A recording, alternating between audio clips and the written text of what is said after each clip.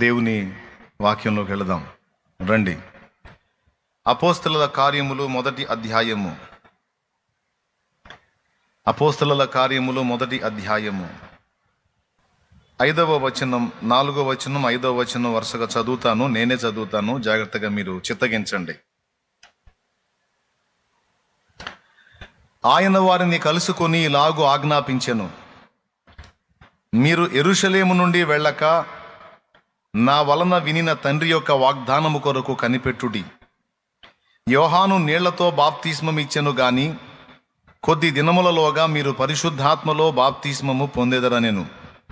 వాళ్ళు అడిగారు, ప్రభువా, ఈ కాలమందు ఇశ్రాయేలునకు రాజ్యమును మరలా అనుగ్రహించదవా అని ఆయనను వాళ్ళు అడిగారు. ఆయన కాలములను సమయములను తండ్రి తన స్వాధీనమందు ఉంచుకొని ఉన్నాడు. వాటిని తెలుసుకొనుట మీ పని కాదు. అయినను పరిశుద్ధాత్మ మీ మీదికి వచ్చున్నప్పుడు మీరు శక్తి నొందెదరు.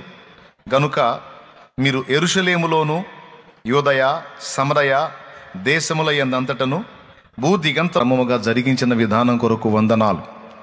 నీ బలహీన దాసుని, అయోగ్య దాసుని, అల్పదాసుని మరుగు చేయి. నీ రక్తముతో కడిగి శుద్ధీకరించి నీ కొరకు నా ప్రభువా ఉపయుక్తమైన పాత్రగా నీవే మలుచుకొని వాడుకో ప్రభువా. ఏ యోగ్యత లేదు, కేవలం నీ కృప మీద ఆనుకొని నీ రక్తమును ఆశ్రయించి ఇక్కడికి వచ్చి ఉన్నాడు ప్రభువా. నీ దాసుని మరుగు చేయి తండ్రి, క్షమించు తండ్రి. నీ అగ్ని చేత పుటము వేయి సర్వ శరీరమును శుద్ధీకరించు ప్రభువా. నీ బిడ్డలందరితో మాట్లాడు. ఉపదేశాన్ని అడ్డగింపు చూసే సైతాను, దురాత్మ, దయ్యపు అంధకార శక్తుల ప్రభావం నజరేయుడగు యేసు నామములో బంధిస్తున్నాం. పూర్తిగా మీరే అధ్యక్ష స్థానం అందుండి మాతో మాట్లాడుమని, మీ వాక్యమును పంపి మమ్మను బ్రతికించమని, బలపరచమని, శక్తి నింపమని యేసు ప్రశస్త నామమున ప్రార్థించి స్తుతించి వేడుచున్నాము తండ్రి. ఆమేన్, ఆమేన్, ఆమేన్. ప్రభునందు ప్రియులారా, మనం చదువుకున్న ఈ వాక్య భాగంలో సాక్షాత్తు యేసు ప్రభు వారే పలికినటువంటి కొన్ని మాటల్ని మనం ఆలోచించాల్సినటువంటి సమయం ఇది. యేసు ప్రభు సిలువలో ప్రాణం పెట్టి 3వ నాడు తిరిగి లేచి మరి 40 దినములు వారికి అగపడి తరువాత ఒలీవల కొండ మీద నుంచి ఆయన పరమునకు ఆరోహణమయ్యాడు. అప్పటికి ఆయన లేచి ఇంచుమించు వారికి 40 దినములు కనపడి ఇక ఆఖరి రోజు అది. ఇక ఆ రోజుతో ఆయన ఒలీవల కొండ మీద ఆరోహణం అవటానికి వెళ్తున్నాడు. ఆ తరువాత మళ్ళా దృశ్యరూపంగా వాళ్ళకి కనబడటం అనేది కాటే జరగదు. ఆయన సశరీరుడుగా మానవ శరీరంతో ఉన్నప్పుడు వాళ్ళతో తిరిగాడు, తిన్నాడు, నిద్రపోయాడు, వాళ్ళతో వ్యవహరించాడు. మానవ శరీరంతో ఉన్నప్పుడు సిలువలో ఆ దేహాన్ని బలియాగం చేసి పునరుద్ధానుడై తిరిగి మహిమ శరీరంతో మళ్ళా లేచాడు. దేవునికి స్తోత్రం, హల్లెలూయా. మహిమ శరీరంతో మళ్ళా లేచాడు. లేచిన తరువాత తరచుగా వాళ్ళకు కనబడ్డాడు. అలా అనేక పర్యాయాలు వాళ్ళని దర్శిస్తూ ఇక చివరిసారిగా వాళ్ళతో మాట్లాడుతున్న మాటలు ఇవి. ఆయన వెళ్తూ అన్నాడు, నేను తండ్రి వద్దకు వెళుతున్నాను. మీరు ఇప్పటిదాకా నేను మిమ్మల్ని యెరూషలేములో పంపించాను, మీరు వెళ్ళి సువార్త ప్రకటించారు. అదే అలవాటుగా మళ్ళా మీరు వెళ్ళకండి. మీరు యెరూషలేములో ఉండండి. నేను వాగ్దానం చేశాను, మీకు గుర్తుందా? నేను తండ్రిని వేడుకొందును, మీ యొద్ద ఎల్లప్పుడూ ఉండుటకై ఆయన వేరొక ఆదరణకర్తను మీ కొరకు పంపిస్తాడని గతంలో చెప్పాను, గుర్తుందా? అవును ప్రభా, చెప్పాను. ఆ వాగ్దానం నెరవేరుతుంది. నేను తండ్రి యొద్ద నుండి వాగ్దానం చేసినటువంటి ఆ వాగ్దానం చేసిన ఆ ఆత్మ మీ మీదికి వచ్చేంత వరకు మీరు యెరూషలేము నుండి వెళ్ళొద్దు. నేను ఇచ్చిన ఆ వాగ్దానం నెరవేర్చబడటం కోసం కనిపెట్టుకోండి, కాచుకొని ఉండండి అని ఆయన మాట్లాడాడు. యేసు ప్రభు వాళ్ళకు ఒక ఆజ్ఞ ఇచ్చాడు. ఇచ్చిన ఆజ్ఞ మార్కు సువార్త 16వ అధ్యాయము 15-16లో ఉంది. మీరు సర్వలోకమునకు వెళ్ళి సర్వ సృష్టికి సువార్తను ప్రకటించండి. నమ్మి బాప్తిస్మం పొందువాడు రక్షింపబడును, నమ్మని వానికి శిక్ష విధింపబడును అనేటువంటి ఆజ్ఞ ఒకటి అక్కడ ఉంది. అంటే వెళ్ళి సువార్త చెప్పండి అనే ఆజ్ఞ ఆయనే ఇచ్చాడు. ఆయన వాగ్దానం చేసిన ఆత్మను గురించి యోహాను సువార్త 14వ అధ్యాయము 16వ వచనం నుంచి ఉంది. నేను తండ్రిని వేడుకొందును, ఆయన మీ యొద్ద ఎల్లప్పుడూ ఉండుటకై వేరొక ఆదరణకర్తను అనగా సత్యస్వరూపేగు ఆత్మను మీకు అనుగ్రహించును. ఈ వాగ్దానం యోహాను సువార్త 14వ అధ్యాయం 16వ వచనంలో ఉంది. నేను చెప్పిన 3 రెఫరెన్స్లకు ఆ 3 సందర్భాలు మీరు చూసుకోవచ్చు బైబిల్లో తర్వాత అయినా. ఆ వాగ్దానం చేసింది వాళ్ళ మీదకి పంపుతానని ప్రభు మాట్లాడాడు.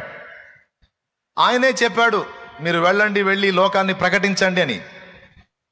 మళ్ళీ అంటున్నాడు, మీరు వెళ్ళి ప్రకటించాలి నిజమే, కానీ దానికంటే ముందు మీరు నా ఆత్మను పొందుకోవాలి, నా శక్తితో నింపబడాలి అని యేసు ప్రభు మాట్లాడాడు. ఎందుకు ఆయన ఆత్మను పొందాలి? యోహాను నీళ్లలో బాప్తిస్మం ఇచ్చను గాని కొద్ది దినములలో మీరు పరిశుద్ధాత్మలో బాప్తిస్మం పొందుతారు అని ప్రభు మాట్లాడాడు. బాప్తిస్మము అంటే ముంచుట, ముంచబడుట, శుద్ధీకరణ పొందుట, ప్రక్షాళన చేయబడుట అనే అర్థాలు వస్తాయి. బాప్తిస్మం అంటే శుద్ధీకరణ, ప్రక్షాళన అనే అర్థం కూడా వస్తుంది, అది బైబిల్లోనే ఉంది. అలాగే కడగబడుట, అలాగే పాతి పెట్టబడుట పాత జీవితంలో, ఇలా అనేక సందర్భాలు అనేక అర్థాలతో బాప్తిస్మం అనే పదం వాడటం జరిగింది. క్రీస్తులోనికి బాప్తిస్మం పొందిన మనమందరము ఆయన మరణములోనికి బాప్తిస్మం పొందితమని మీరు ఎరుగరా అంటాడు. అలాగే బాప్తిస్మము అంటే ముంచుట. మీరు యోహానిచ్చిన బాప్తిస్మం నీళ్లలో ముంచబడ్డారు మీరు. అయితే పరిశుద్ధాత్మ అగ్నిలో ముంచబడే అనుభవం కూడా ఒకటి ఉంది. దానివల్ల మీకు కొన్ని కార్యాలు జరుగుతాయి. ఆ అగ్ని బాప్తిస్మం పొందటం వలన మీకు కొన్ని జరుగుతాయి. వాటిలో మొట్టమొదటిది శుద్ధీకరణ. దేవునికి స్తోత్రం. ఏంటిది? శుద్ధీకరణ. యేసు ప్రభు బాప్తిస్మం పొంది నీళ్లలో నుంచి ఒడ్డుకొచ్చినప్పుడు పరిశుద్ధాత్మ పావురాకారంతో ఆయన మీదికి దిగి వచ్చినట్టు మనం చూస్తాం. పరిశుద్ధాత్మ ఏ ఆకారంతో దిగి వచ్చాడు? అగ్ని ఆకారంతోనా, పావురాకారంతోనా? పావురాకారంతో. కానీ పెంతెకోస్తు పండుగ నాడు యేసు ప్రభు చెప్పిన వాగ్దానం నెరవేరినప్పుడు పరిశుద్ధాత్మ ఎలా దిగొచ్చాడని ఉంది.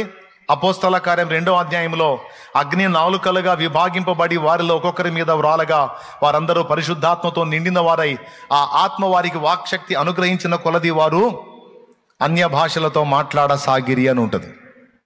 దేవునికి స్తోత్రం. యేసు ప్రభు మీదికి పరిశుద్ధాత్మ వచ్చినప్పుడు పావురాకారంతో దిగి రావటం మనం చూస్తాం. కానీ అపోస్తలుల మీదికి పరిశుద్ధాత్మ దిగొచ్చినప్పుడు అగ్ని రూపముగా ఆయన దిగొచ్చాడు. పరిశుద్ధాత్మ జలములతో పోల్చబడ్డాడు, నీళ్లతో పోల్చబడ్డాడు, మంచుతో పోల్చబడ్డాడు, నూనెతో పోల్చబడ్డాడు, పావురంతో పోల్చబడ్డాడు. పరిశుద్ధాత్మ అగ్నితో పోల్చబడ్డాడు. ఇలా పరిశుద్ధాత్మ అనేక రీతుల పోల్చబడ్డాడు. ఆయన హస్తముతో పోల్చబడ్డాడు. యెహోవా హస్తము నా మీదికి రాగా నేను ఆత్మవశుడనైతిని అంటాడు హెజ్కేలు. యెహోవా హస్తము నా మీదికి, హస్తముతో పోల్చబడ్డాడు పరిశుద్ధాత్ముడు. అలాగున యేసయ్య మీదికేమో పావురాకారంతో వచ్చిన పరిశుద్ధాత్ముడు అపోస్తల మీదకి అగ్నిలాగా దిగొచ్చాడు. ఈ అగ్నిలాగా దిగొచ్చిన దానిలో కొన్ని పాఠాలు మనకు అర్థమవుతాయి. వాటిలో మొట్టమొదటిది శుద్ధీకరణ. యేసు ప్రభు ముందే పరిశుద్ధుడు. ఆయన బాప్తిస్మం పొందాల్సిన అవసరం కూడా లేదు. బాప్తిస్మం ఇమ్మని యోహాను అడిగినప్పుడు యోహానే ఏమన్నాడు మీకు తెలుసు? నీ చేత బాప్తిస్మము పొందవలసిన వాడనై నేనుండగా నన్ను బాప్తిస్మం ఇమ్మని అడుగుచున్నావా అని అంటాడు. ఆయనను అడ్డగించడానికి ట్రై చేస్తాడు. అయితే ప్రభు అంటాడు, నీతి యావత్తు ఇలా నెరవేరటం మనకు తగి ఉన్నది గనుక, ఇలా నెరవేర్చడం మనకు తగి ఉంది కనుక నువ్వు బాప్తిస్మం ఇవ్వయా అంటాడు. తర్వాత యోహాను చెప్తాడు, ముందు చెప్తాడు, తర్వాత కూడా చెప్తాడు, ఆయన చెప్పుల వారు విప్పడానికి కూడా నేను పాత్రుని కాను అనే మాట. అంత పరిశుద్ధుడు యేసయ్య. యేసయ్య బాప్తిస్మం పొందటమే గొప్ప విషయం. అయితే పరిశుద్ధాత్మ ఆయన మీదికి వచ్చినప్పుడు పరిశుద్ధ పావురాకారంతో ఆయన మీదికి రావటం జరిగింది. అగ్ని బాప్తిస్మము పరిశుద్ధుల సంఘమునకు అనుగ్రహించబడింది. అగ్ని వలన ఏం జరుగుతాయి కొన్ని మనకు అర్థమవుతాయి. మొట్టమొదటిది శుద్ధీకరణ జరిగిద్ది అని చెప్పాను.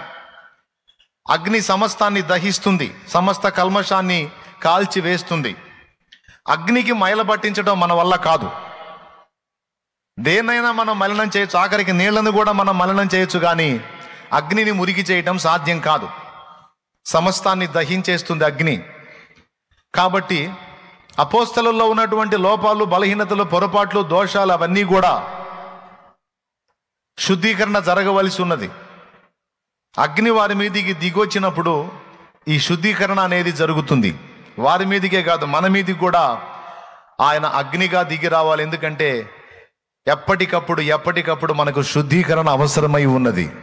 దేవునికి స్తోత్రం కలుగును గాక. ఎందుకంటే మలినం నిండిన శరీరములో, మలినం నిండినటువంటి, మురికి నిండినటువంటి ప్రవర్తనలో మనం ఉన్నాం. మనం కడగబడవలసి ఉన్నది. మనకు యేసు రక్తం అవసరం ఎప్పటికప్పుడు. పరిశుద్ధాత్మ అగ్ని మన మీద కుమ్మరించబడుట అవసరం. ఎప్పటికప్పుడు మనం శుద్ధీకరణ పొందాలి. దేవునికి స్తోత్రం కలుగును గాక. అగ్నిలో శుద్ధీకరణ ఉంది, అలాగే అగ్నిలో శక్తి ఉంది. దేవునికి స్తోత్రం. అది నేను కాదు, యేసయ్యే చెప్పాడు. పరిశుద్ధాత్మ మీ మీదికి వచ్చుట వలన, పరిశుద్ధాత్మ మీ మీదికి వచ్చుట ద్వారా వచ్చున్నప్పుడు మీరు శక్తి నొందెదరు అన్నాడు. ఒకసారి చదువుతావా 8వ వచనం? పరిశుద్ధాత్మ మీ మీదికి వచ్చినప్పుడు, అయినను పరిశుద్ధాత్మ మీ మీదికి వచ్చినప్పుడు మీరు శక్తి నొందెదరు గనుక. ఆగు. పరిశుద్ధాత్మ మీ మీదికి వచ్చినప్పుడు మీరు శక్తి నొందెదరు అన్నాడు. పరిశుద్ధాత్మ మీ మీదికి వచ్చినప్పుడు శక్తి నొందెదరు అంటే మీదికి రాకపోతే కొంచెం నెగిటివ్గా, వ్యతిరేకంగా ఆలోచించండి. వచ్చినప్పుడు శక్తి అంటే రాకపోతే శక్తిహీనులే. అలాగని చచ్చినోళ్ళు కాదు, బతికున్నోళ్లే, తిరిగి జన్మించినోళ్లే, బాప్తిస్మం పొందినోళ్లే. కానీ బాప్తిస్మం అయితే పొంది ఉంటారు, కానీ శక్తివంతులుగా ఉండరు. కారణం ఏంటంటే పరిశుద్ధాత్మ అభిషేకం రానందున, ఆత్మను పొందనందున. ఎందుకంటే పరిశుద్ధాత్మ మీ మీదికి వచ్చినప్పుడు మీరు శక్తి నొందెదరు అంటే మీదికి రాకపోతే శక్తిహీనులుగా ఉంటారు. బ్రతికే ఉంటారు కానీ శక్తిహీనులుగా ఉంటారు. చాలా విషయాలు చేయాలనుకుంటారు, చేయలేరు. ఒక రేంజ్లో నిలదొక్కాలనుకుంటారు, నిలవగలగాలనుకుంటారు, కానీ నిలవలేరు. 2 రోజులకి 3 రోజులకి పడతా లెగుస్తా మీ ఆత్మీయ జీవితం అలా ఉంటుంది. మనం నిలబడటమే కష్టమైనప్పుడు మనం ఎదుటి వాళ్ళని నిలబడటం ఎక్కడ? మనం నిలబడటమే అంతంత మాత్రమైనప్పుడు మనం ఎదుటి వాళ్ళని నిలబెట్టడం ఎక్కడ? ఎదుటి వాళ్ళని నిలబెట్టాలంటే ముందు మనకు బలం ఉండాలి. ఇప్పుడు 2 టీబీ పేషెంట్లు ఉన్నారనుకో, 2 టీబీ పేషెంట్లే, 2 నెమ్ము అనే బలహీనత ఉన్నవాళ్ళే, అంటే 2కి ఆయాసం ఉంది. ఒకడికి ఆయాసం ఉండి ఒకడికి ఆయాసం లేకపోతే ఆయాసపడేవాడిని వీడు కాపాడుతాడు. 2 టీబీ పేషెంట్స్ అయితే ఒకడినొకడు ఏం కాపాడతారు? 2 కలిసి కింద పడతారు.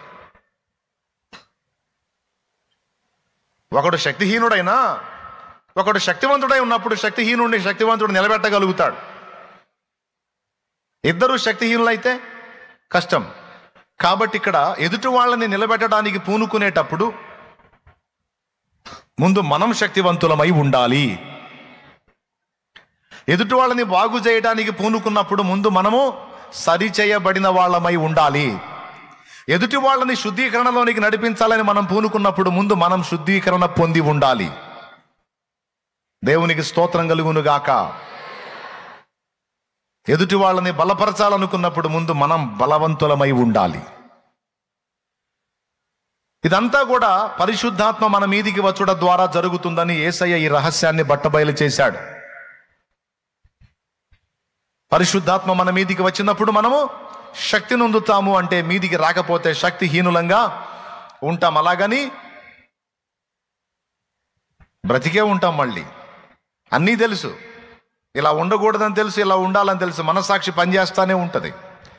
ఏది చేయాలో తెలుసు, ఏది చేయొద్దో తెలుసు, కానీ వాటిని నెరవేర్చడానికి శక్తి చాలదు. దేవునికి స్తోత్రం కలుగును గాక. ఆ బలాన్ని మనకిచ్చి మనల్ని బలపరిచేది పరిశుద్ధాత్మ. ఆయన సహాయం లేకుండా మనం నిలవటం సాధ్యం కాదు. ప్రమిద చూశారు కదా మీరు, దీపపు ప్రమిద. ప్రమిదలో ఒత్తి ఉంటుంది, అగ్ని ఉంటుంది, ప్రమిదలో నూనె ఉంటుంది. నూనె లేకుండా ఎప్పుడైనా ఒత్తిని ముట్టించి చూసారా? క్షణంలో బూడిదైపోతుంది. అదే నూనెతో ఆ ఒత్తిని తడిపి మీరు ముట్టించండి, నూనెతో ఆ ఒత్తిని తడిపి ముట్టించండి మీరు, అది కాలిపోదు త్వరగా. దాని వెలుగు నిలకడగా ఉంటుంది. దేవునికి స్తోత్రం. కారణం, ఆ ఒత్తి ద్వారా నూనె సరఫరా అయ్యి ఆ ఒత్తికున్న అగ్ని నిలకడగా ఉంటుంది. నూనె సరఫరా ఆగిందనుకో ఒత్తి కాలిపోవటమో లేకపోతే ఆరిపోవటమో జరుగుద్ది. అలాగే బాప్తిస్మం పొందినప్పుడు మనం తిరిగి జన్మించి బ్రతికించబడ్డాం చచ్చిన స్థితి నుంచి. కానీ బాప్తిస్మం పొందిన మనం, వెలిగించబడ్డ మనం, మన వెలుగు స్థిరంగా నిలిచి ఉండాలంటే మనకు నూనె కావాలి. నూనె సరఫరా రోజు కావాలి.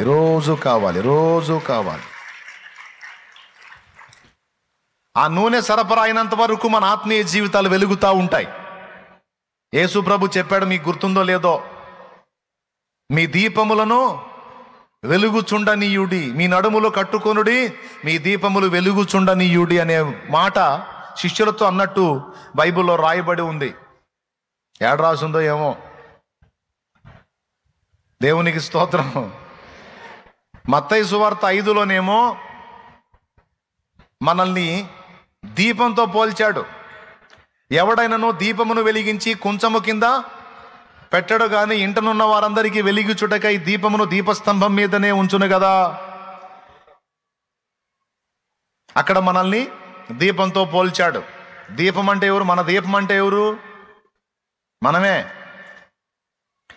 లూకా సువార్త 12వ అధ్యాయము 35వ వచనం ఒకసారి చూడగలిగితే ఇలా ఉంది, చూడండి. మీ నడుములు కట్టుకొని యుండుడి, అదుగో మీ దీపములు వెలుగుచుండనీయుడి. దేవునికి స్తోత్రం కలుగును గాక. మీ నడుములు కట్టుకొని యుండుడి. మన ఆత్మీయ జీవితం, భక్తి జీవితం వెలుగుతూ ఉండాలి. విశ్వాస జీవితం, మన ఆత్మీయ జీవితం, భక్తి జీవితం, విశ్వాస జీవితం, ప్రార్థనా జీవితం వెలుగుతూ ఉండాలి, స్థిరంగా ఉండాలి అని యేసయ్యే చెప్పాడు. మనం పాటలు కూడా పాడుకున్నాం, ఇప్పుడే పాడుకున్నాం ఏమండి. అలాగే పాత పాట కూడా ఉంది. నా దీపమును వెలిగించువాడు నా చీకటిని వెలుగుగా చేయును. నా దీపమును వెలిగించువాడు నా చీకటిని వెలుగుగా చేయును. జలరాశుల నుండి బలమైన చేతితో, జలరాశుల నుండి బలమైన చేతితో వెలుపల చేర్చిన బలమైన దేవ, వెలుపల చేర్చిన బలమైన దేవ, యెహోవా నా బలమా, యథార్థమైనది నీ మార్గం, పరిపూర్ణమైనది నీ మార్గం, యెహోవా. దేవునికి స్తోత్రం. పాట ఓల్డ్ సాంగ్ భలే ఉంది కదా. ఆ ట్యూన్ ఏ ట్యూనో తెలుసా? సినిమా పాట రాగం అది. ఓల్డ్ మూవీ సారంగధర అనే మూవీలో అదిగదుగో అల్లదిగో అనే సాంగ్ ట్యూన్ అది. దరిద్రులు ఈ మధ్య దరిద్రుల్లో ఒక గుంపు తయారయ్యారు. ప్రతి పాట అసలు మనం ఏ ట్యూన్ దృష్టిలో పెట్టుకొని రాయం. మన ట్యూన్ మనం కట్టుకుంటాం. అది ఎందులోనన్నా కలిసిందేమో అని సెర్చ్ చేసి ఎక్కడన్నా ఒక ముక్క ఏదన్నా, ఇప్పుడు రాగం అన్నప్పుడు ఒకే రాగంలో పాటలన్నీ దాదాపు ఎక్కడో చోట ఒక ఫీల్ తగిలింది దాన్ని పట్టుకొని సినిమా రాగం పెట్టారు, ఇది బొంద రాగం పెట్టారు అని చెప్పని విమర్శ చేసే దరిద్రులు తయారయ్యారు ఈ మధ్య. వాడికి తెలీదు సావదు. Old songs, Christian songs, old songs చాలా పాటలు, ఓల్డ్ మూవీస్ ట్యూన్స్ పెట్టి పాడారు. ఇంకా మనం దేవుడి కృపను బట్టి కష్టపడి సొంత ట్యూన్స్ కట్టుకొని దేవుడిచ్చిన రాగాలను కట్టుకొని కష్టపడి పాటలు రాస్తుంటే వీటిని కూడా వాటికి లింక్ చేయడానికి దరిద్రులు కొంతమంది తిప్పలు పడుతూ ఉన్నారు, సైతానోళ్ళు. దేవునికి స్తోత్రం. అందుకు సందర్భం వచ్చినట్టు పాట చెప్తున్నాను అన్నమాట. పాడండి మళ్ళీ. నా దీపమును వెలిగించువాడు నా చీకటిని వెలుగుగా చేయును, జలరాసుల నుండి బలమైన చేతితో జలరాసుల నుండి బలమైన చేతితో వెలుపల చేసిన బలమైన దేవ, వెలుపల చేసిన బలమైన దేవ, యెహోవా నా బలమా, యథార్థమైనది నీ మార్గం, పరిపూర్ణమైనది నీ మార్గం, యెహోవా. దేవునికి మహిమ. మనమే దీపము. దేవుడు మనల్ని వెలిగించాడు, మనల్ని దీపంతో పోల్చాడు. మత్తయి సువార్త 5వ అధ్యాయములో ఏమని పోల్చాడు మనల్ని? ఇంట నుండి వారందరికీ వెలిగిచ్చున్నట్లు దీపస్తంభం మీద ఉంచబడిన దీపంతో పోల్చాడు. లూకా 12లో ఏమన్నాడు? మీ నడుములు కట్టుకోండి, మీ దీపాలు. రైట్. ఇప్పుడు దీపం వెలగాలంటే ఏం కావాలయా? పాయింట్లోకి వద్దాం. మళ్ళా మీరు ఇందాక పాటకి పోయారు, పాటకు వద్దు, ఇటు రండి, మ్యాటర్లోకి రండి. కొంతమంది కరెక్టే కదా పాట అని అక్కడ ఆగిపోతారు. అందుకే మళ్ళీ పిలుస్తున్నా, అభిషేకం దగ్గరికి రండి. దీపం వెలగాలి అంటే దానికి నూనె సరఫరా కావాలి. ఆ నూనెయే అభిషేకము, పరిశుద్ధాత్మ, ఆయన ఇచ్చు శక్తి.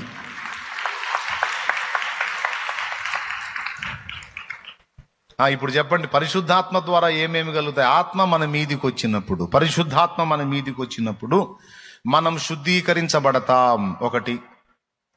రెండవది, శక్తివంతులమగుతాం, 2. మూడవది, ఆ శక్తి మనం నిలబడటానికి, ఆత్మీయ జీవితంలో నిలబడటానికే కాదు, ఎదుటి వాళ్ళని రక్షించడానికి కూడా ఉపయోగపడే శక్తి మనలో నుంచి ఉత్పత్తి అయింది పరిశుద్ధాత్మ మన మీదకి వచ్చినప్పుడు. ఎందుకంటే ఆత్మలను రక్షించడానికి కావలసినటువంటి వరములు, ఆ వరములకు సంబంధించిన శక్తి దేవుని ఆత్మే మనకు అనుగ్రహిస్తాడు. అది అసలు సంగతి. స్తోత్రం. ఎవరిస్తారు ఆ శక్తి? దేవుని పరిశుద్ధాత్మే మనకు అనుగ్రహిస్తాడు. వాళ్ళందరూ మేడగది మీద కనిపెట్టుకొని ప్రార్థన చేస్తూ ఉన్నారు. అసలు ప్రార్థన చేస్తున్నారని కూడా లేదు అక్కడ. వాళ్ళు కనిపెట్టుకొని ఉన్నారు మేడగది మీద. బహుశా పాటలు పాడుకుంటున్నారో, ఆరాధించుకుంటున్నారో, లేకపోతే ప్రార్థనే చేస్తున్నారో, మొత్తానికైతే అందరూ గుంపుగా మాత్రం మేడగది మీద ఉన్నారు. తెల్లవారుజామున పరిశుద్ధాత్మ అభిషేకం వాళ్ళ మీదకి వచ్చింది. బహుశా ఆ జామును లేసి మొర్రపెట్టారేమో. యేసయ్యా, నువ్వు వాగ్దానం చేశావు కదా నీ ఆత్మను పంపుతానని. యేసయ్యా, నువ్వు వాగ్దానం చేశావు కదా నీ శక్తితో నింపుతానని. అయ్యా, నీ శక్తి పొందుకోకుండా మమ్మల్ని వెళ్ళొద్దన్నావుగయ్యా.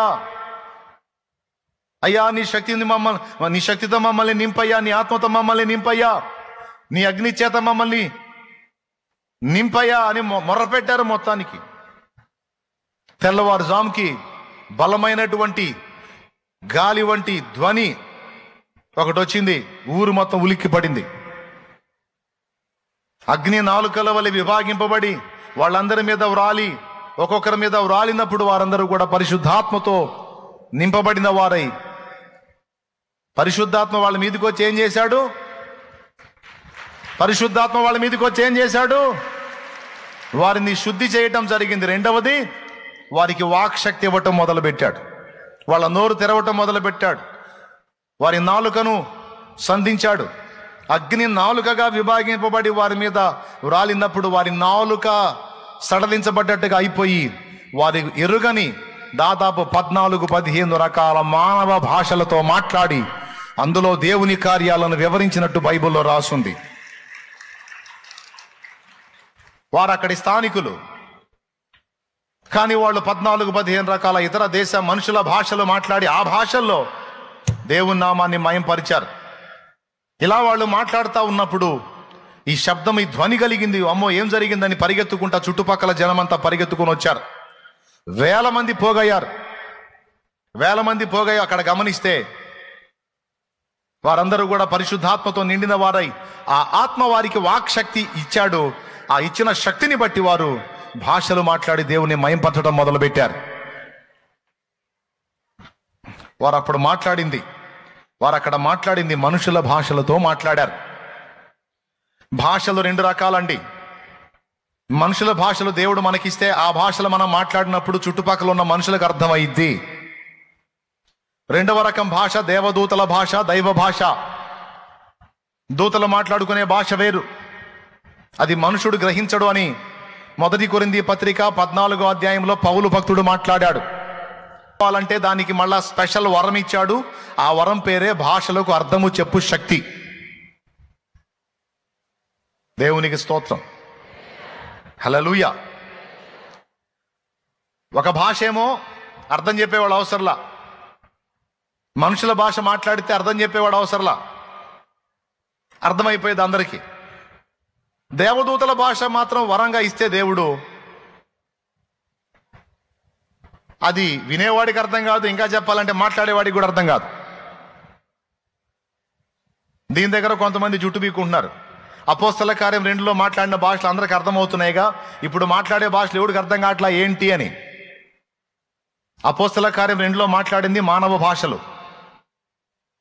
తర్వాత వరములలో ఒక వరముగా అనుగ్రహించబడినటువంటి భాషల వరం దేవదూతల భాష.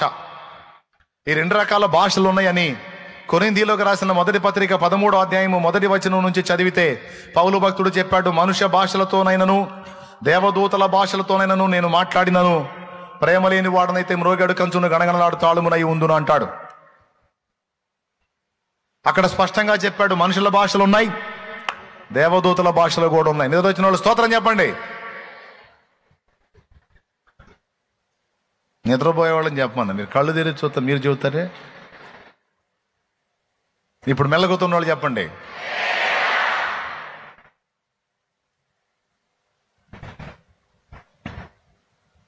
కొన్ని భాషలు అర్థమవుతాయి, కొన్ని భాషలు అర్థం కానంత మాత్రం ఎగతాళి చేయకూడదు. ఒకవేళ అవతలవాడు పలికేది నిజంగా దేవుని పరిశుద్ధాత్మ పలికించే భాష అయితే ఎగతాళి చేసినవాడి ముఖం పళ్ళు రాలిపోతాయి అన్నమాట. ఎందుకంటే తొందరపడి దైవ భాషను ఎగతాళి చేసిన వాడు ఆత్మకు విరోధంగా పాపం చేసినవాడు అవుతాడు. నీకు అర్థమైతే అర్థం చేసుకో, అర్థం కాకపోతే స్తోత్రం ప్రభువా అని ప్రార్థన చేసి వదిలేసే, అంతవరకే. కానీ ఎగతాళి మాత్రం, హేళన మాత్రం, వ్యంగ్యపు మాటలు మాత్రం మాట్లాడకూడదు. వాక్శక్తి ఇచ్చాడు. పరిశుద్ధాత్మ మన మీదికి వచ్చినప్పుడు శక్తి విడుదలవుతుంది. ఆ శక్తి మనం నిలకడగా నిలవటానికి ఉపయోగపడుతుంది. మనలో భక్తి పెరుగుదలకు ఉపయోగపడుతుంది. అంతేకాదు మనలో వరములు పనిచేయడానికి కూడా పరిశుద్ధాత్మ శక్తి ఉపయోగపడిద్ది. ఇది చాలా కీలకమైన విషయం. మీరు గుర్తుపెట్టుకొని ప్రార్థించి దేవుని ఆత్మను పొందుకుంటే ధన్యులు.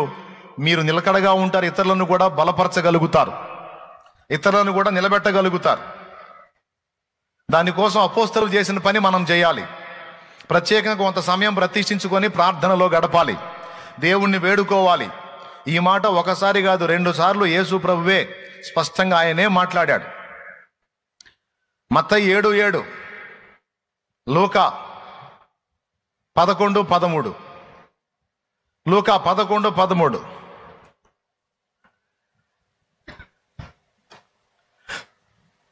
పరలోకమందున్న మీ తండ్రి తన్ను అడుగువారికి పరిశుద్ధాత్మను ఎంతో నిశ్చయముగా అనుగ్రహించును. అడుగువారికి అనుగ్రహించును అంటే అడగని వాళ్ళకి పెద్దగా చెప్పాలి. నోరు తెరిచి చెప్పండి, నీరసం వస్తుంది. అడుగువారికి అనుగ్రహించును అంటే అడగని వాళ్ళకి మీరు చెప్పండి. అడిగిన వాళ్ళకి ఇస్తాడంటే అడగని వాళ్ళకి పెద్దగా. అది గుర్తుపెట్టుకోవాలి. అసలు ఈ పాయింటే వదిలేశారు చాలామంది భక్తులైతే. ఈ పాయింట్ని హైలైట్ చేసి సాంగ్స్ కూడా రాశారు. పరిశుద్ధాత్మను గోరుము జీవమాయేసు ప్రభుని పేరట వేడుము, జీవ జీవమాయేసు ప్రభుని పేరట వేడుము. పరిశుద్ధాత్మను గోరుము, జీవమాయేసు ప్రభుని పేరు, జీవమాయేసు ప్రభుని పేరట వేడుము. నరులందరి మీద నాయాత్మను తూనని పరలోకపు తండ్రి పలికే వేదము నందు. పరిశుద్ధాత్మను గోరుము, జీవమాయేసు ప్రభుని పేరట వేడుము. జీవమాయేసు ప్రభుని పేరట వేడుము. దేవునికి మహిమ. ఏమడగమంటున్నాడు? కొంతమంది అంటారు బాప్తీసం పొందినప్పుడే పరిశుద్ధాత్మ వచ్చేసాడుగా, మళ్ళీ ఇంకా పరిశుద్ధాత్మను పొందేదేంది? మళ్ళా పరిశుద్ధాత్మను పొందేదేంది? పేతురు భక్తుడు ఏం చెప్పాడు? అపోస్తల కార్యం 2:38 మీలో ప్రతివాడును మారు మనసు పొంది ప్రభు అయిన యేసుక్రీస్తు నామమున బాప్తిస్మం పొందుడి, అప్పుడు పరిశుద్ధాత్మను వరము మీకు అనుగ్రహింపబడును అన్నాడు కదా. అంతే, బాప్తిస్మం పొందినప్పుడే వరం వచ్చేసింది. ఇంకేంటి మళ్ళీ స్పెషల్గా ప్రార్థన చేసి పొందమంటున్నానంటే? అయ్యా, పరిశుద్ధాత్మ బాప్తిస్మం పొందినప్పుడు వ్యక్తిగా మనలోనికి ప్రవేశించటం అనేది ఉంది. అలాగే పరిశుద్ధాత్మ శక్తి ఎప్పటికప్పుడు మన మీదకి పంపబడేది కూడా ఉంది. దేవునికి స్తోత్రం కలుగునుగాక. అసలు ఒక వ్యక్తి మారు మనసు పొంది బాప్తిస్మం పొందడం దాకా వచ్చాడంటేనే, పరిశుద్ధాత్మ నడిపింపులో ఉంటేనే కానీ ఆడదాకా రాడంట. నిజమే మరి. అది దురాత్మ నడిపించిద్దా బాప్తిస్మానికి?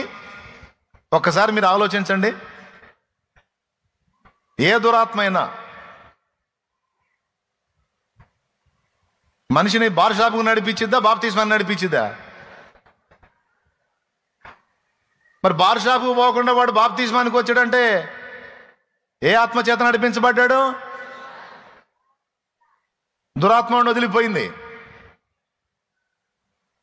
ఈరోజు మీరు అందరూ ఇక్కడికి నడిపించబడ్డారు, ఇక్కడికి వచ్చారు. మీరు వాస్తవంగా ఈరోజు ఎగ్గొడదాం అనుకున్నారు మీలో చాలామంది. పోయిన వారం అంతా ప్రార్థనలు అయినాయి కదా, ఈ ఒక్క ఆదివారం ఎగ్గొడదాంలే, కుదరట్లేదులే, ఈసారి వారం పోదాం అనుకున్నారు మీలో కొంతమంది. అబద్ధాలు ఆడకుండా నిజమే అన్నోళ్ళు చేతులు ఎత్తండి. అది కదిలించండి చేతులు. ఇంతమంది ఈరోజు జంప్ అవుదాం అనుకున్నారు. మరి ఎలాగొచ్చారు? మీరు అనుకున్న ఆలోచనలన్నీ తారుమారు అయిపోయినాయి. పరిశుద్ధాత్మ బలవంతో పెట్టాడు. నోరు మూసుకు అది లేదు ఇది లేదు, పా చర్చికి బా, ఆదివారం ఎగ్గొట్టి ఆడ తిరుగుతావు పనికి మాలనాడా పా అని ఈడ్చుకొచ్చాడు, తీసుకొచ్చాడు, పడేశాడు. పరిశుద్ధాత్మ నడిపింపు పొందావు కాబట్టి ఎడదాకా వచ్చావు, లేకపోతే సర్దుకునేవాడు. దేవునికి స్తోత్రం కలుగును గాక. బాప్తిస్మం దాకా ఒకడు నడిచాడు అంటేనే అతడు పరిశుద్ధాత్మ నడిపింపులో ఉన్నాడు. బాప్తిస్మం దాకా నువ్వు వచ్చావు, లోబడ్డావు అంటే ఆయనకు విధేయత చూపావు. దేవుడా, నువ్వు చెప్పినట్టు నడుచుకుంటానికి ఇష్టపడుతున్నాను, ఇదిగో నువ్వు రమ్మన్నావు కదా, నీళ్ళ దగ్గరకు వచ్చాను అన్నప్పుడు విధేయత. రైట్. ఇప్పుడు ఏం చేస్తాడు మరి? డైరెక్ట్గా ఇంట్లోకి రాడు, మన ఒంట్లోకి. నేను చెప్పినట్టు వింటున్నావుగా? వింటాను ప్రభా, వింటాను కూడా. సరే పా, ముందు నీకు శుద్ధీకరణ జరగాలిపా, ముందు నిన్ను గడగాలిపా, పుట్టింది మొదలుకొని ఇప్పుడు దాకా చేసిన కర్మలన్నీ వదిలిపెట్టాలిపా అని తీసుకెళ్ళి నీళ్ళ దగ్గర తీసుకొచ్చి బాప్తిస్మము ద్వారా శుద్ధీకరణ జరిగిస్తాడు. దేవునికి స్తోత్రం. అర్థమైందా? అంటే ఏంటో తెలుసా? ఇంట్లోకి జాయిన్ అయ్యేటప్పుడు ఇల్లు కడుక్కున్నట్టు అనమాట. ఎంతమందికి అర్థమైందో ఏమో. ఇప్పుడు ఒక కొత్త ఇంట్లోకి జాయిన్ అవుతున్నాం అనుకో, ఎట్ట పడితే అట్ట ఉన్న ఇంట్లోకి అలాగ వచ్చేస్తామా? అన్నీ శుభ్రం చేసుకోవాలి. కొంతమంది అయితే బాత్రూమ్ 2 సార్లు క్లీన్ చేసుకుంటారు. ఆ ముందున్న వాళ్ళు ఎట్లా చేసిపోయారేమో దరిద్రులని. దేవునికి స్తోత్రం. అన్నీ శుభ్రం చేసుకొని క్లీన్గా అన్ని జనులు అయితే పసుపు నీళ్ళు కూడా చల్లుకోండి. అది ఎందుకు భక్తి కార్యక్రమం కాదు. ఆ సిద్ధాంతం ఎందుకు పెట్టారంటే పసుపులో యాంటీబయాటిక్ ఉంటుంది. అది చల్లినప్పుడు ఏదన్నా లోపల తేడాలు ఉంటే మొత్తం తొలగిపోద్ది అన్నమాట, నిర్మూలం అయిపోయింది. శుభ్రంగా కడుక్కొని ఇంట్లో జాయిన్ అవుతాం. అలాగే దేవుడు కూడా ఒక వ్యక్తిలోనికి ప్రవేశించాలనుకున్నప్పుడు ముందు ఆ వ్యక్తి నీళ్ల దాకా రావడానికి ఇష్టపడ్డా లేదా అని గమనిస్తాడు.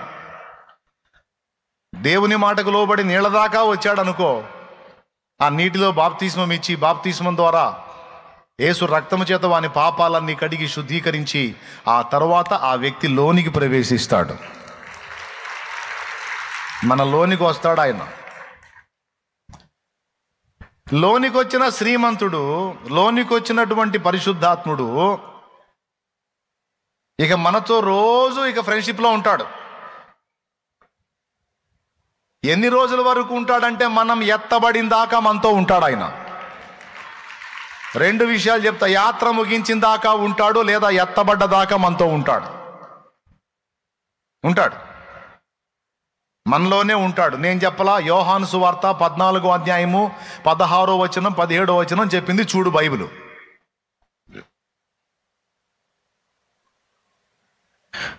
నేను తండ్రిని వేడుకొందును, మీ యొద్ద ఎల్లప్పుడూ నుండుటకై ఆయన వేరొక ఆదరణకర్తను అనగా సత్యస్వరూపియగు ఆత్మను మీకు అనుగ్రహించును.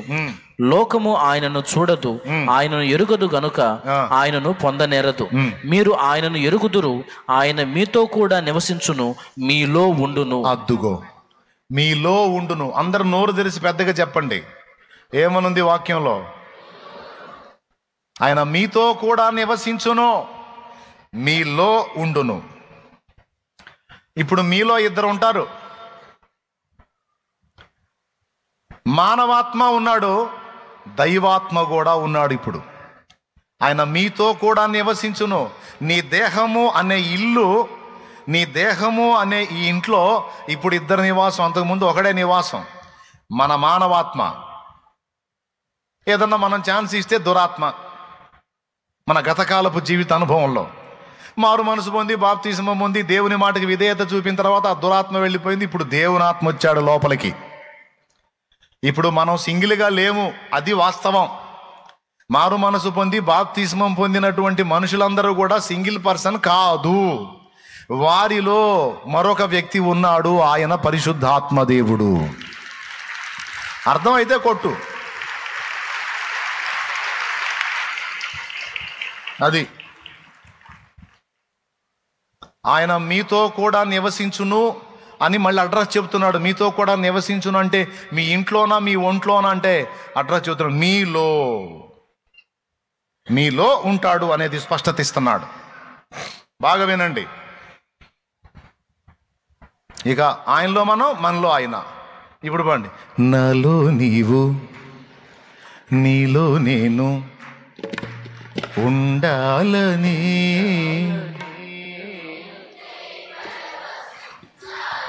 ఇప్పుడు మారాల పాట, ఉన్నామని. అది ఉన్నాడా మనలో? బాప్తిసం పొందిన వాళ్ళు చేతులు ఎత్తండి.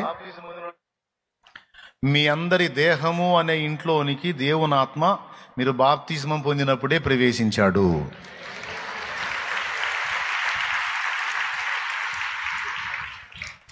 మీలో మళ్ళీ కొంతమందికి డౌట్, అన్నా పరిశుద్ధాత్ముడు ఒక్కడే కదా, ఎంతమందిలో ఎట్టుంటాడన్నా? ఇట్లాంటి డౌట్లు వస్తుంటాయి. రావాలి, తప్పులేదు, న్యాయమైన డౌట్లు. ఇట్లాంటి రావచ్చు, లేక మరి పనికిమాల డౌట్లు వేయవాకండి. అంటే కోడిగుడ్డు మీద ఈగలు బీకినట్టుగా కొంతమంది డౌట్లు వేస్తుంటారు. అట్లా కాదులే కానీ ఇట్లాంటి రావచ్చు. పరిశుద్ధాత్ముడు ఒక్కడే ఇంతమందిలో ఎలా ఉండగలుగుతాడు అంటే పరిశుద్ధాత్మకు ఆ దేవునికి ఆ సౌకర్యం ఉంది. దేవుడు ఒక్కడే, కానీ ఎంతమంది వ్యక్తులను నిర్మించాడో అంతమంది కొరకు ఎవరికి వాళ్ళకే సపరేట్గా ఆయన ఉండగలడు. అది ఆయనకున్న సౌకర్యం. అది ఎలాగో చెప్తా. ఇప్పుడు మీ అందరిలో శ్వాస ఉందా? ఎంతమందికి ప్రాణం ఉంది? చేతులు ఎత్తండి. అంటే బతికున్న వాళ్ళు, శ్వాస తీసుకుంటున్న వాళ్ళందరూ చేతులు ఎత్తండి. గాలి ఒకటే, అది బయట ఉంది, నీ లోపల కూడా ఉంది.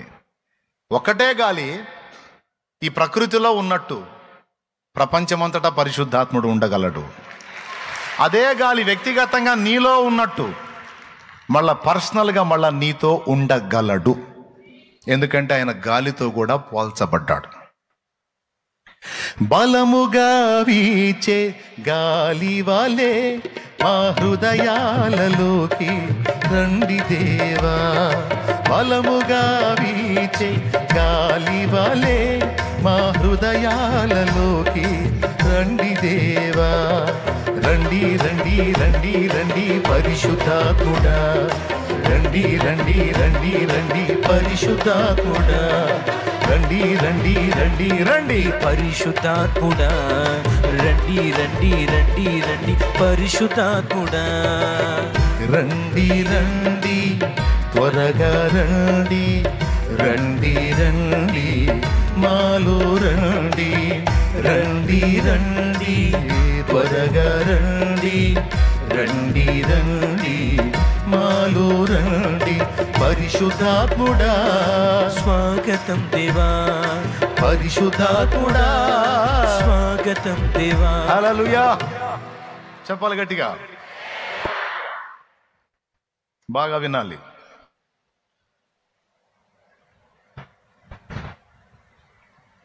పరిశుద్ధాత్ముడు ఈ గాలి ప్రపంచమంతటా ఆవరించి ఉన్నట్లు ప్రపంచమంతటా ఉండగలడు సర్వాంతర్యామి తత్వంతో. అలా నీ గాలి నీ ఒంట్లో సింగిల్గా నీకు మాత్రమే ఉన్నట్టు మళ్ళా దేవుడు నీకు మాత్రమే దేవుడుగా ఉండగలడు. ఆ సౌకర్యం ఆయనకు. ఇక ఎనీ టైం నీతోనే ఉంటాడు ఆయన. మళ్ళీ పక్కింటాం పిలుస్తుంది, జస్ట్ ఒక 5 నిమిషాలు ఇల్లు వస్తానని పాడు. అసలు ఆ డౌటే వద్దు నీకు. పొద్దస్తమానం నీతో ఉంటే బోరు కొడుతుంది నాకు, నేను ఇంకొక ఆమె దగ్గర ఉండి వస్తాను, లేకపోతే ఇంకొక ఆయన దగ్గర ఉండి వస్తానని పాడు. ఎవరు పరిశుద్ధాత్ముడు వాళ్ళకే. అందుకే దావీదు అన్నాడు, దేవా నా దేవుడవు నీవన్నాడు. ఏమయ్యా, ఆయన నీ దేవుడైతే మరి మా గతి ఏంది? నీ సొంతం అన్నట్టు మాట్లాడుతున్నావు. ఈ కర్చీప్ నాది అంటే అర్థమైంది, మీది ఎవరిది కాదు అని. దేవా నువ్వు నా దేవుడవు అంటే మరి మా సంగతి ఏంది? నువ్వు కూడా పోయి కూర్చొని దేవా నువ్వు దావీదు నా దేవుడవు నువ్వు అన్నావు అనుకో, దేవుడు అంటాడు అవును నీకు దేవుడిని అంట. దావీదు అంటే దేవా నువ్వు నా దేవుడు అంటే అవును నీకు దేవుడిని, నీ దేవుడిని అంట. అట్లా మన అందరం ఎంతమంది ఉన్నామో అంతమందికి దేవుడు ఎవరికి వాళ్ళకి స్పెషల్గా ప్రత్యేకంగా అందుబాటులో ఉన్నాడు, నివాసం ఉన్నాడు. ఆయన అధ్యాయము 1 కొరింథీ పత్రిక 6వ అధ్యాయం 19వ వచనం ఒకసారి చూడు. నీ దేహము దేవుని వలన నీకు అనుగ్రహింపబడి నీలోనున్న పరిశుద్ధాత్మకు ఆలయమై ఉన్నదని మీరు ఎరుగరా. మీరు మీ సొత్తు కాదు, మీరు మీ సొత్తు కారు, విలువ పెట్టి కొనబడిన వారు. గానుక మీ దేహముతో దేవుని మహిమపరచుడి. చూడండి, మీ దేహము అని విడగొట్టాడు సింగిల్గా. దేహము నీ దేహమే, నీ దేహమే, నా దేహమే. ఇప్పుడు చెప్పండి, ఎవరికి వాళ్ళకి సపరేట్గా శరీరం ఉంది అంటే ఎవరి ఇల్లు వాళ్ళదే అన్నట్టు ఎవరి శరీరం వాళ్ళదే. ఆయన మీతో కూడా నివసించును, మీలో ఉండునంటే ఆయన మనతో కూడా నివసిస్తాడు, మనలో నివసిస్తాడు. Praise the lord. ఎప్పుడొచ్చాడు మన ఇంటికి? ఎప్పుడొచ్చాడండి ఆ పెద్ద మనిషి మన ఇంటికి? ఎప్పుడైతే మొదటి మాటకు విధేయత చూపి లోబట్టం మొదలు పెట్టామో, ఆ లోబడుటను చూచి నీళ్ళ దగ్గర బాప్తిస్మం ముందు కడిగేసుకో, వస్తా, నీతోనే ఉంటా. అట్లయితే రా ప్రభా, రాయ్యా, తప్పకుండా కడిగేసుకుంటా ప్రభా, శుద్ధీకరణ పొందుతా ప్రభా. వచ్చి పొందావు. పొందిన నాడు నీలోనికి ప్రవేశించి నీ ఇంట్లో దేహము అనే నీ ఒంట్లో కూర్చున్నాడు ఆయన. ఎవరు ఒప్పుకున్నా ఒప్పుకోపోయినా, నమ్మినా నమ్మకపోయినా నువ్వు మాత్రం నమ్మాలి ఇది. ఓకే, నన్ను వెంబడించే వారందరూ ఇది విశ్వసించండి, ఎందుకంటే ఇది వాక్యం చూపించి నేను మాట్లాడా. అయితే ఇక్కడ ఇంకొక విషయం ఉంది. ఇప్పుడు దేవుడు మనలోకి వచ్చి కూర్చున్నాడు. ఇప్పుడు మనము ఆయన మనం ఇక కలిసి ప్రతిరోజు జీవితాన్ని గడపాలి. ఇది ఎలాంటిదంటే సమృద్ధి కలిగినటువంటి ఒక అతిథి మన ఇంట్లోకి వచ్చి మనతోనే ఉండటం మొదలుపెట్టాడు. ఆయన దగ్గర సమృద్ధి, ఏది కావాలంటే అది ఉంది ఆయన దగ్గర. అలాంటి వ్యక్తి ఇప్పుడు రెగ్యులర్గా మనతోనే కాపురం ఉండటానికి వచ్చాడు. ఎంతమందికి అర్థమవుతుంది నేను చెప్పేది? రైట్. విషయం ఏంటంటే మనంతా అధోగతి బతుకు. అధోగతి బతుకు అంటే కనీసం తినేదానికి వండుకునేదానికి రైస్ కూడా లేవు. కానీ మన ఇంట్లో ఉండటానికి, స్థిరంగా ఉండటానికి వచ్చినటువంటి ఆ అతిథి ఎవరో తెలుసా? శ్రీమంతుడు. Full sound. ఆయన నువ్వు ఏదడిగినా ఇవ్వడానికి సమర్థుడు. అలాంటి వ్యక్తి వచ్చి ఇప్పుడు నీ దగ్గర మీ ఇంట్లో కూర్చున్నాడు. ఇప్పుడు నువ్వేం చేయాలి? నీకు రైస్ లేవు, అడగాలి. నీకు గ్యాస్ బండిల్ లేదు, పైసలు కావాలి, అడగాలి. నీకు వస్తువులు కావాలి, అడగాలి. కావాల్సిన డబ్బు ఆయన దగ్గర ఉంది. ఆయన వచ్చి వంటగదిలో చూసి రైస్ అయిపోయినట్టు ఉన్నాయిగా, ఇదిగో డబ్బులు అనడు. మర్యాదస్తుడు ఎవరు ఆ పని చేయరు. దేవునికి స్తోత్రం. ఇప్పుడు శాలేమన్నా మా ఇంటికి రా అన్నా అని మీరు నన్ను ఇంట్లోకి ఆహ్వానించారు, వచ్చి మీ ఇంట్లో కూర్చున్నా, డైరెక్ట్ కిచెన్లోకి వస్తానా? ఏముంటున్నారు అనుకుంటూ వస్తానా? నేను అడిగి కిచెన్లోకి వస్తానా? నేనేమన్నా మర్యాద పద్ధతి? అది పద్ధతి కాదు కదా. ఎక్కడ కూర్చోబెట్టాను? ఏ స్థానం ఇచ్చారో? ఒకవేళ నేను అట్లా కాకుండా ఇల్లంతా తిరుగుతున్నాను అనుకో, మనసులో ఏముంటారు తెలుసా? శాలేమనేది ఉన్న మనసు అటు ఉండడు, మొత్తం తిరుగుతాడు. ఏంది అసలు? అదేం మర్యాద? కుర్చీ వేసామంటే అర్థం ఏంటి? ఇక్కడే కూర్చో, ఇంకెటు తిరగొద్దని అర్థం. దేవునికి స్తోత్రం. మనం కుర్చీ వేయటం వెనక 2 అర్థాలు ఉంటాయి. ఒకటి ఆతిథ్యం, మర్యాద, నిలబడితే కాళ్ళు నిప్పులు పడితే కనుక కూర్చో అని. రెండోది, మా ఇల్లు రకరకాలుగా ఉంటుంది కాబట్టి నువ్వు ఇటు పడితే అటు వెళ్ళదు, దడుచుకుంటావు. దేవునికి స్తోత్రం. మా సామాన్లు మీరు చూశారంటే దడుచుకుంటారు కాబట్టి వేసిన దగ్గర కూర్చోండి. మర్యాదస్తుడు ఎవరు కూడా ఇల్లు మొత్తం పర్యవేక్షించడు. ఎక్కడ కూర్చోబెట్టారు అక్కడ కూర్చుంటాడు. ఏ స్థానం ఇచ్చారో ఆ స్థానం. పర్మిషన్ ఇచ్చారనుకో వస్తాడు. రెండనయ్య, కొంతమంది ఏం చేస్తారు, రెండనయ్య మా కిచెన్ చూడండి, మా ఆ రూమ్ చూడండి, ఈ రూమ్ చూడండి, బాత్రూంలో కూడా పోయిరా అన్నయ్య, అన్నీ పర్లేదులేమ్మా, ఒట్టితే చూసిరా అన్నయ్య జస్ట్ అంటే వాళ్ళ ఆశ ఏం తెలుసా? ఆ రూపేణ ఆయన బాత్రూంలోకి వెళ్ళి వస్తే అక్కడ కూడా అడుగు పెడితే మనకు అక్కడేమన్నా దోషాలు ఉంటే పోతాయి. ఎట్లనన్నా నన్ను ఇల్లు మొత్తం తిప్పాలని అండి. అన్యులు గృహప్రవేశం చేసేటప్పుడు ఆవును తిప్పుతారు ఇంటి మొత్తం. పాష గారు దొరికితే మన వాళ్ళకి అదనమాట. వాళ్ళేమో ఆవు, ఈయనేమో అది గది గది గది గది, ఆ గది చూడు, ఈ గది చూడు, అటుపోయి చూడు, బాత్రూమ్. పర్మిషన్ ఇస్తే, ఆహ్వానిస్తే తప్పదు, వెళ్ళాల్సిందే. పరిశుద్ధాత్ముడు ఒక గౌరవనీయమైన వ్యక్తి, మర్యాదస్తుడు. ఆయనకు నువ్వు ఏ స్థానం ఇస్తావో, ఎంతవరకు ఆయనకు అవకాశం ఇస్తావో ఆ మేరలోనే పనిచేస్తాడు ఆయన. అర్థమైందా? నువ్వు ఎంతవరకు ఆయన్ని కదిలిస్తావో అంతవరకే వర్క్ చేస్తాడు ఆయన. 2 మాటలు. నేను నీకు దూరంగా లే, నీతోనే ఉన్నా కదా, మొదటిది. రెండవది, నన్ను అడగవచ్చు కదా. అందుకే ఏ పరిస్థితులు వచ్చినా నువ్వు ఒంటరివి కాదు అని గుర్తుపెట్టుకో. నువ్వు సింగిల్గా లేవు. కొంతమంది కూర్చొని ఒంటరిని అయిపోయానని పాటలు పాడుకుంటూ కూర్చుంటారు, దరిద్ర మొఖాలు వేసుకొని. మిమ్మల్ని కాదులే, అటు ఏడిచేవాళ్ళని చెప్తున్నాను నేను. ఏ కొంచెం అవకాశం దొరికిందా చాలు, నీకు పోయి ఏడవటానికి రెడీగా ఉంటారు, ఏడవటానికి రెడీగా ఉంటారు. ఏ కొంచెం సందు దొరికినా సరే తలుపులు వేసుకోవటం, కూర్చోవటం, మంచం మీద వండుకోవటం, లేకపోతే కూర్చోవటం. ఒంటరి జీవితం అయిపోయింది ప్రభు, ఒంటరి జీవితం అయిపోయింది. దేవుడు అంటాడు లోపలుండి, పనికి మాలిందన్న వాక్యం చదవమని చెప్పేది అందుకే నేను. వాక్యం చదువు, వాక్యం చదువు. ఏముంది ప్రభా వాక్యంలో? ఏముందా? నేను నీలో ఉన్నాను, నువ్వు సింగిల్ కాదు, మనం డబుల్ అన్న సంగతి అందులో ఉంది. చదువు. దేవునికి మహిమ కలుగును గాక. సందడైన స్నేహమైన ప్రాణమైన నీవే యేసయ్యా, సన్నిధైన సౌఖ్యమైన నాకు ఉన్నది నీవే కదయ్యా. నీలోనే నా బలం, నీలోనే నా ఫలం, నీలోనే నీవేగా నా జయం. నీలోనే నా బలం, నీలోనే నా ఫలం, నీలోనే నా వరం, నీవేగా నా జయం.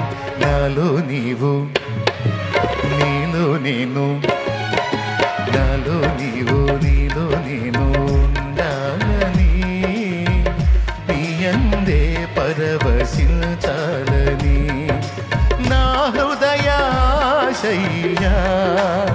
ప్రియుడా యేసయ్యా. నా హృదయాశయ్యా, ప్రియుడా యేసయ్యా. నాలో నీవు, నీలో నేను ఉండాలని, నీ యందే పరవశించాలని. హల్లెలూయా. దేవునికి మహిమ. ఇప్పుడు చెప్తా వినండి. పరిశుద్ధాత్ముడు మనలోనికి వచ్చి కూర్చున్నాడు. ఇప్పుడు మనకు కావలసిన సమస్తము కూడా ఆయనను రిక్వెస్ట్ చేస్తే, దేవుని అడిగితే, తండ్రిని అడిగితే, యేసు నామములో కోరితే, మనలో ఉన్న పరిశుద్ధాత్మ సమస్తము మనకు అనుగ్రహిస్తాడు.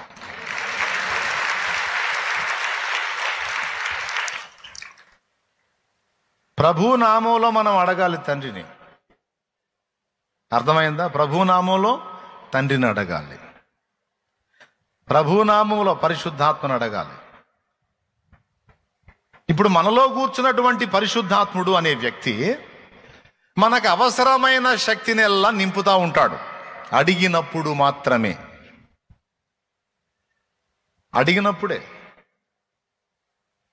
ఇప్పుడు మీరు మీ ఇంట్లో నన్ను కలిగి ఉన్నారు అనుకోండి, ఏదన్నా అత్యవసర సలహా అవసరమైంది, అడిగితే ఇస్తా, లేకపోతే మౌనంగా ఉంటా. ఎందుకంటే నాకు సిగ్గుంది కాబట్టి, పద్ధతి ఉంది కాబట్టి. అలా కాకుండా మీరు తర్జన పడుతుంటే నేను వచ్చి నేను చెప్పేదా అనను. మీరేదో అర్థం కాక కొలికొచ్చి అన్నను అడుగుదామని నా దగ్గరకు వచ్చి నన్ను అడిగితే దానికి ఇలా చేయండి అని చెప్పి నేను ఆలోచన చెప్తా. పరిశుద్ధాత్మ దేవుణ్ణి ప్రతి విషయమును గూర్చి మనం ఆశ్రయించాలి. అందరూ వినండి, ఇది దయచేసి ఎవరు మిస్ అవ్వద్దు. లైవ్లో ఉన్నోళ్ళు కూడా వినండి, తర్వాత వినేవాళ్ళు కూడా ధన్యులు. ఈ నూతన సంవత్సరం మొదటి ఆదివారం దేవుడు నా నుండి పలికిస్తున్నటువంటి ఈ సందేశము, దేవునికి ప్రార్థన చేసుకొని దేవుని అడిగి నీ వాక్కు పంపమని అడిగి మరి వచ్చి కూర్చున్నాయడ. దేవునికి స్తోత్రం కలుగును గాక. నేనేదో ఆలోచించుకొని ఏదో ఒకటి రెడీ చేసుకొని రాసుకొని రాలా. నువ్వేం పంపుతావో పంపు, ఈ శుభవేళ నీ బిడ్డలకి ఏం వాక్కు పంపుతావో పంపు, నీ వాక్యము చేత నింపమని చెప్పి వచ్చాను. దేవుడు పలికిస్తున్న మాటలు పలుకుతున్నా. ఆత్మ మనలో నివాసం ఉంటాడని లేఖనంలో మీకు చూపించా. అంతేకాదు తండ్రిని మనం అడగాలనే రిక్వెస్ట్ కూడా, మన రిక్వెస్ట్ చేయాలనే సంగతిని కూడా నేను మీకు చూపించా. అడిగినప్పుడు తండ్రి ఏం చేస్తాడట? తన పరిశుద్ధాత్మని ఎంతో నిశ్చయముగా అనుగ్రహిస్తాడు. మన మీదికి దేవుడు పంపే శక్తి కూడా పరిశుద్ధాత్మ అనే రాయబడింది బైబిల్లో. అది తేడా. పరిశుద్ధాత్మ అనే వ్యక్తి వచ్చి మనలో కూర్చున్నాడు కదా. ఇప్పుడు మనం తండ్రిని అడిగినప్పుడు మనలో ఉన్న ఈ వ్యక్తే సమస్తమును మనకు నెరవేరుస్తాడు. అయితే ప్రతిదీ కూడా మనం అర్జీ పెట్టుకోవాలి. ఉన్నాళ్లే బాప్తీసం పొందినప్పుడు వచ్చాడుగా ఆయనే చూసుకుంటాడంటే కుదరదు. ఆయనే చూసుకుంటాడని నేను బజార్లో మీద తిరుగుతా అంటే కుదరదు. ఆయనే చూసుకుంటాడని నేను ప్రార్థన చేయాలంటే కుదరదు. ఆయనే చూసుకుంటాడంటే ఆ లోపల ఉన్న ఆయన చెబుతుంటాడు, లోపల ఉన్నాడే పాపం, ఆయన చాలా గొప్పోడు. ప్రార్థన చేయరా డబ్బాయి లేరా, ప్రార్థన చేయరా? నేను చేసేది ఏముంది, లోపల ఉన్నావుగా, లోపల ఉన్నాడు ఆయన చూసుకోరే, నేనేరా చెబుతుంది. అరవగాక లోపల ఉన్నాళ్ళు ఆయన చూసుకుంటారే, నేనే చెబుతుంది. అమ్మా ప్రార్థన చేయరా తల్లి, ఎందుకురా మల్లగులాలు పడతావు, వెళ్ళిరా మోకాళ్ళు లేరా, తండ్రిని అడుగురా, పర్మిషన్ దొరికిద్ది, కార్యాలు జరుగుతాయి, నేను చేస్తాను, అక్కడ నువ్వు అర్జీ పెట్టుకో.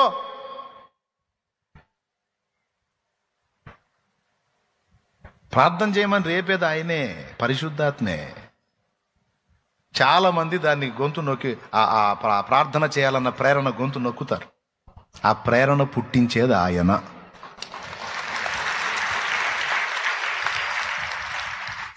అర్థమైందా? మనలో ఉండి ఆ ప్రేరణ పుట్టించేది ఆయన. పొద్దున్నే ప్రార్థన చేసుకుని వాక్యం చదవకుండా అడవడికి వెళ్ళావు అనుకో, దినమంతా మాట్లాడుతూనే ఉంటాడు లోపలుండి. ఇవాళ వాక్యం చదవాలా, ఇవాళ వాక్యం చదవాలి, ఈరోజు వాక్యం చదవాలా. వాక్యం చదవకపోతే ఎట్లా? నువ్వు ఎట్లా బలంగా ఉంటావు, ఎలా హెచ్చరిక పొందుతావు? నువ్వు వాక్యం చదివి ఆ వాక్యాలను హృదయంలో తీసుకుంటే అత్యవసరమైనప్పుడు ఆ వాక్యాలు చూపించి నేను నిన్ను కంట్రోల్ చేయగలుగుతా. నువ్వు సరుకును సమకూర్చుకోవట్లా, నిర్లక్ష్యంగా తిరుగుతున్నావు. నువ్వు వాక్యం వింటలా, సినిమా పాటలు వింటున్నావు, నిద్రమోహంవాడా, నిద్రమోహంవాడా. నువ్వు వాక్యం చదవట్లా, సినిమా పాటలు వింటున్నావు, సినిమా స్టోరీలు చూస్తున్నావు, చెత్తతో నింపుకుంటున్నావు.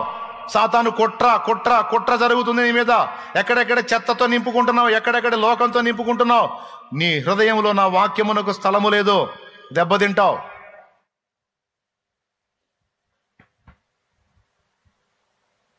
ఆ చెత్త పక్కన పడేయ్, నా వాక్కుతో నింపు అని లోపల మాట్లాడుతుంటాడు.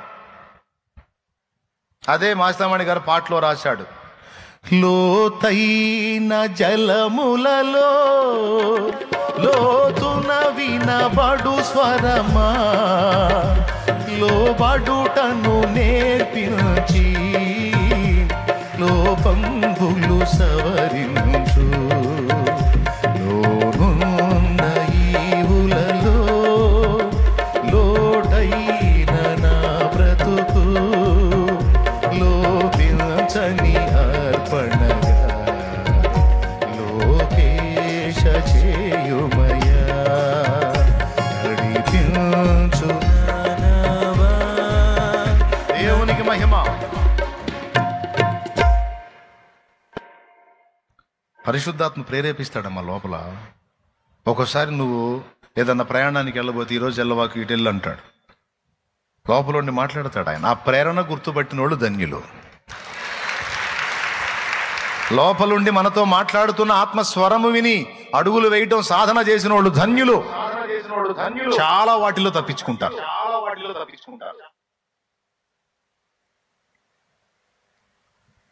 అడగండి, శక్తినివ్వని అడగండి అంటాడు లోపలుండి. ఇప్పుడు ఆశ్చర్యం చెప్పనా, మీరు లోపలుండి చెవితి ఎంటలేదని ఇప్పుడు బయటకు వచ్చి నాలోకి వచ్చి మీతో మాట్లాడుతున్నాడు.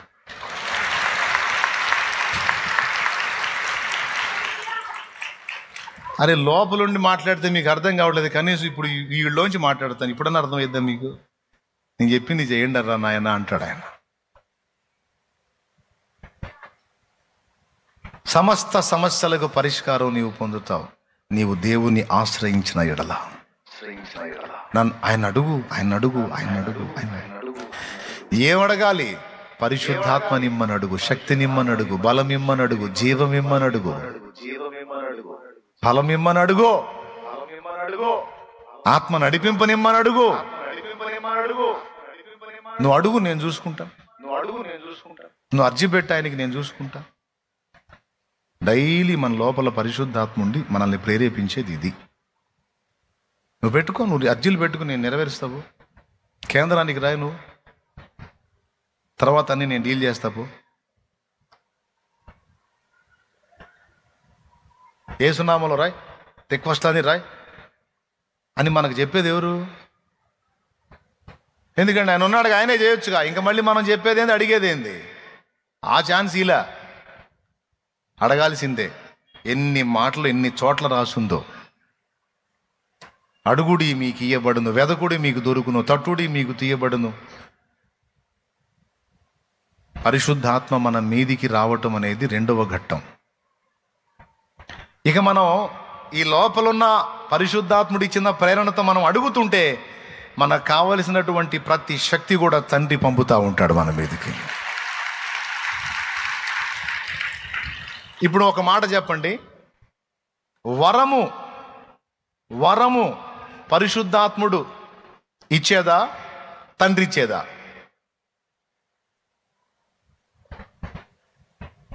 వరం పరిశుద్ధాత్ముడు ఇచ్చేదా, తండ్రి ఇచ్చేదా? తండ్రి ఇచ్చేది అన్నోళ్ళు చేతులు ఎత్తండి,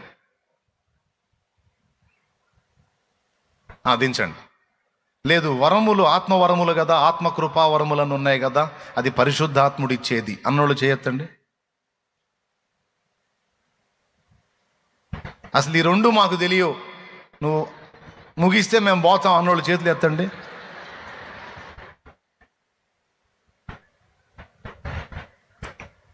మరి లేకపోతే ముందు దానికి చేయత్తరు, రెండో దానికి చేయత్తరు. ఏం మనుషులు మీరు అసలు?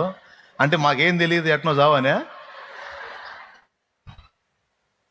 అర్థం కావట్లేదా నేను చెప్పేది? వరము పరిశుద్ధాత్ముడు ఇచ్చేదా, తండ్రి ఇచ్చేదా? మీకు చూపిస్తా.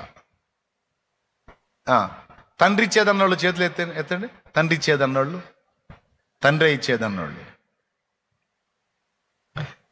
తండ్రి ఇచ్చేది కదా కదా సరే.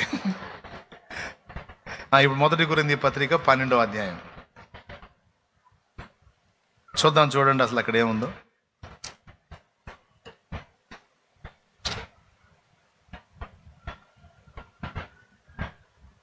12:4 చదువు.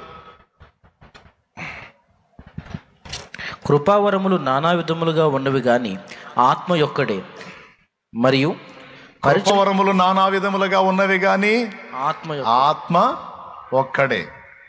ఆ ఆత్మే ఈ నానా విధములైన కృపావరాలను అనుగ్రహించేది.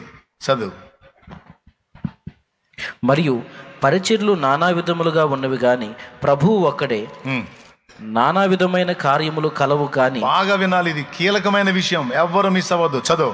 అందరిలోనూ అన్నిటినీ జరిగించు దేవుడు ఒక్కడే, అయినను అందరి ప్రయోజనము కొరకు ప్రతి వానికి ఆత్మ ప్రత్యక్షత అనుగ్రహింపబడుచున్నది.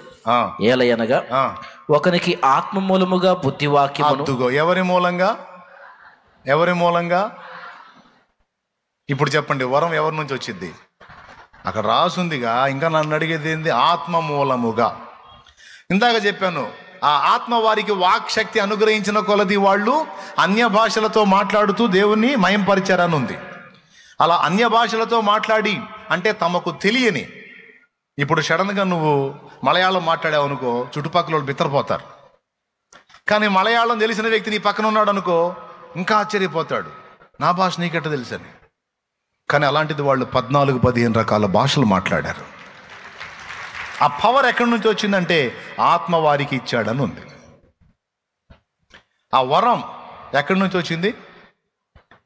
పరిశుద్ధాత్ముడు ఇచ్చాడు. బాగా వినండి, పరిశుద్ధాత్ముడే ఇచ్చాడు. చెప్పండి, అందరు చెప్పండి, ఎవరు ఇచ్చారు? వరాలన్నీ కూడా ఎవరిస్తారు? వరాలన్నీ ఎవరిస్తారు?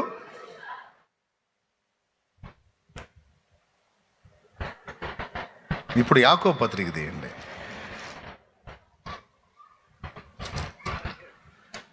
యాకోబు పత్రిక మొదటి అధ్యాయము 17వ వచనం చదువు. శ్రేష్టమైన ప్రతి ఇవియు సంపూర్ణమైన ప్రతి వరమును పరసంబంధమైనదై జ్యోతిర్మయుడకు తండ్రి యొద్ద నుండి వచ్చును. దేవునికి స్తోత్రం కలుగును గాక. ఇప్పుడు చెప్పండి, ఇందాకేమన్నారు అంటే అన్నయ్య అక్కడ అది కూడా రాస్తుంది కదా.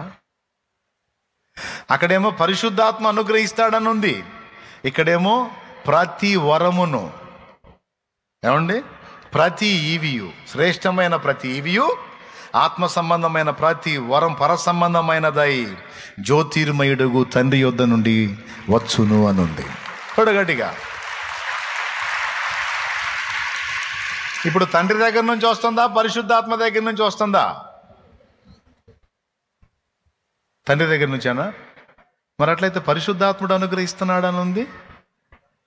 ఆత్మ మూలముగా బుద్ధివాక్యము, ఆత్మను అనుసరించి ఏ జ్ఞానవాక్యము, ఆ ఆత్మ వలననే విశ్వాసము, ఆ ఆత్మ వలననే స్వస్థపరచు వరములనని ఉంది కదా.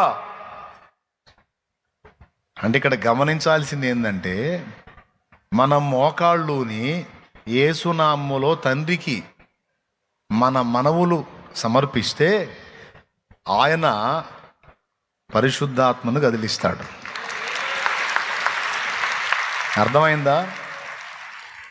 అర్థమైందా? ఆయన పరిశుద్ధాత్మకు అవకాశం ఇస్తాడు. మనకన్నీ లభించినట్లు ఆయన పరిశుద్ధాత్మతో మాట్లాడతాడు. పర్మిషన్ గ్రాంటెడ్ అంటాడు.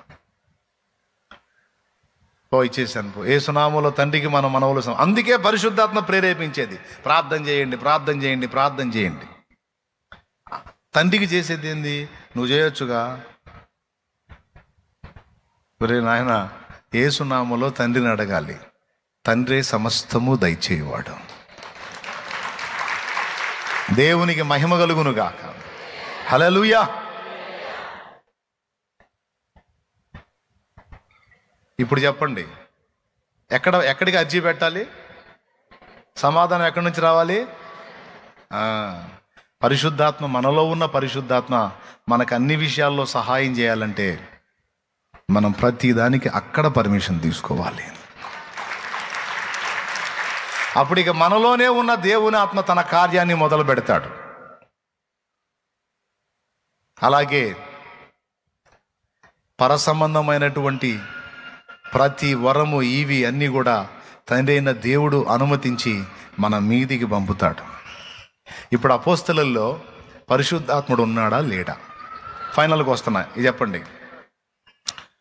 యేసు ప్రభు అపోస్తలులతో చెప్పాడు, పరిశుద్ధాత్మ మీ మీదికి వచ్చుట ద్వారా మీరు శక్తి నొందెదరు అన్నాడు. ఈ మాట ప్రభు చెప్పినప్పుడు వారు పరిశుద్ధాత్మను కలిగి ఉన్నారా, కలిగి లేరా? కలిగి లేకపోతే అసలు యేసు ప్రభుని ఎట్ట తెలుసుకుంటారు? యేసు ప్రభులు ఎట్ట నిలవగలుగుతారు? అసలు బాప్తీసం దాకా ఎట్టబోతారు? ఇవన్నీ అపోస్తలులు చేశారంటే ఆల్రెడీ పరిశుద్ధాత్మ వారిలో క్రియ జరిగించాడు. దేవునికి స్తోత్రం. పరిశుద్ధాత్మ ప్రేరణ లేకుండా, పరిశుద్ధాత్మ నడిపింపు లేకుండా ఎవరు కూడా యేసు ప్రభుని అంగీకరించడం సాధ్యం కాదు. అయితే పెంతెకోస్తు పండుగ నాడు పరిశుద్ధాత్మ అనుగ్రహించేటువంటి శక్తితో వాళ్ళందరూ నింపబడ్డారు. హల్లెలూయా. పరిశుద్ధాత్మ ప్రభావంతో నింపబడ్డారు. పరిశుద్ధాత్మ నడిపింపులో ఉన్నారు కనుకనే యేసుతో ఉన్నారు. పరిశుద్ధాత్మ ప్రభావంతో నింపబడ్డారు. ఆ వేళ అగ్ని నాలుకలుగా విభాగింపబడి వారిలో ఒక్కొక్కరి మీద ఆయన వ్రాలగా వారందరూ పరిశుద్ధాత్మతో నింపబడిన వారై ఆ ఆత్మ వారికి వాక్శక్తి అనుగ్రహించిన కొలది నానా భాషలతో మాట్లాడే దేవుణ్ణి మహిమపరిచారు. ఇక అప్పుడు దేవుని శక్తి భూమి మీదికి దిగి రావటం స్టార్ట్ అయింది. ఇక మళ్ళా భక్తులు వెళ్ళిపోయినప్పుడు వెళ్ళిపోవటం కాదు. ఇక భక్తుల మీద నుంచి భక్తుల మీదికి దేవుని ఆత్మ పర్మనెంట్గా భూమి మీద ఉండి, మనతో ఉండి, యేసునందలి విశ్వాసం ఉంచిన వారందరిలో ఉండి, అందరిలోనూ తన ఆత్మ కార్యాన్ని జరిగించడానికి దేవుడు సిద్ధం చేసిన ఆత్మ నాట నుండి నేటి వరకు రన్నింగ్లో ఉన్నాడు. ఆ ఆత్మ మనతో ఉన్నాడు, మనలో ఉన్నాడు. మనం తండ్రిని వేడుకున్నప్పుడు మన మీదికి శక్తి, వాక్శక్తి కావాలంటే వాక్శక్తి, స్వస్థపరిచే శక్తి కావాలంటే స్వస్థపరిచే శక్తి, ఆత్మల వివేచన శక్తి కావాలంటే ఆత్మల వివేచన శక్తి, వాక్యం, బుద్ధివాక్యం, జ్ఞానవాక్యం, వాక్య పరిచర్య కావాల్సిన శక్తి కావాలంటే ఆ విధమైన శక్తి, విశ్వాసం వృద్ధి పొందాలి, విశ్వాసం బలపడాలి, విశ్వాసానికి సంబంధించిన శక్తి కావాలంటే ఆ శక్తి. ఎన్ని రకాలుగా నువ్వు దేవుని పని చేయడానికి, దేవుని కార్యాలను నెరవేర్చడానికి నువ్వు కోరుకుంటావో కావలసిన శక్తుల్లో కూడా పరిశుద్ధాత్ముడు అనుగ్రహిస్తాడు. దేవునికి స్తోత్రం కలుగునుగాక. హల్లెలూయా.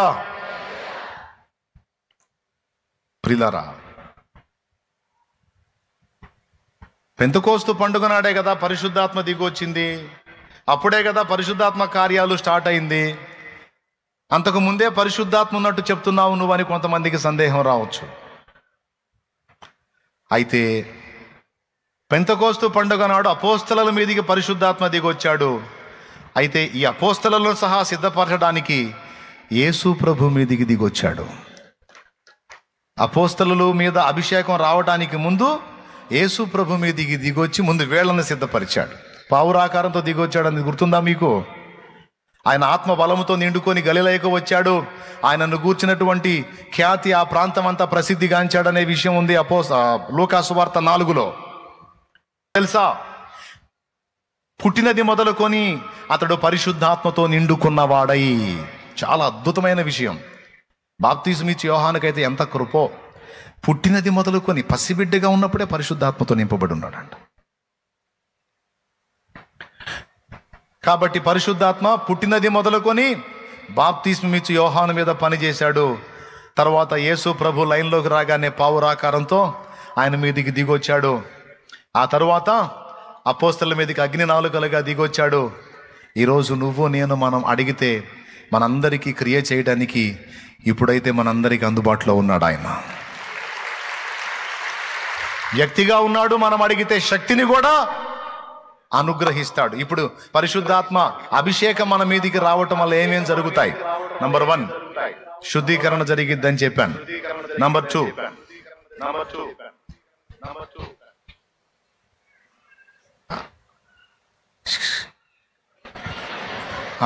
శక్తితో నింపబడతాం. 2, మూడవది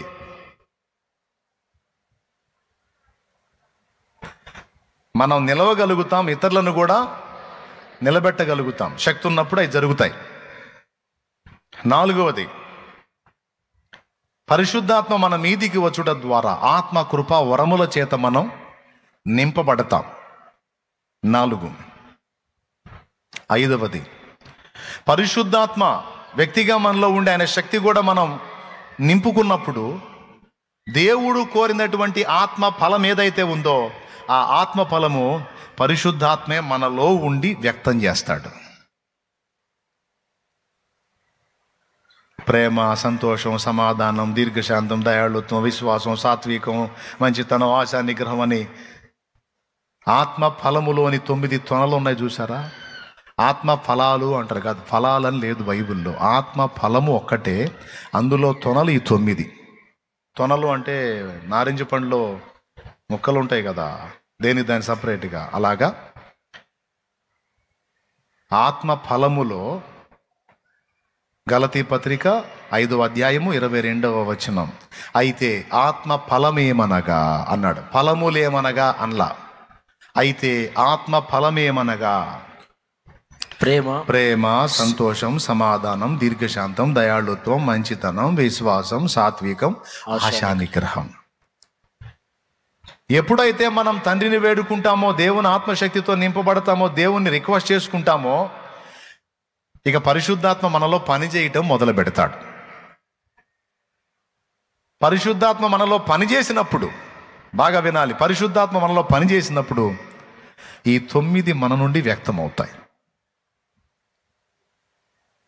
ప్రేమ గలవారమై మనం ఉంటాం. సహజంగా మనం ఏం చేస్తూ ఉంటాం తెలుసా? మనం ట్రై చేస్తుంటాం మనంతటా మనం ఉండాలి అని. ఎంత ప్రేమ కలిగి ఉండాలని ట్రై చేస్తాం, అంత ద్వేషించడం మొదలు పెడతాం మనం. ఎందుకంటే మన చేత కాదు.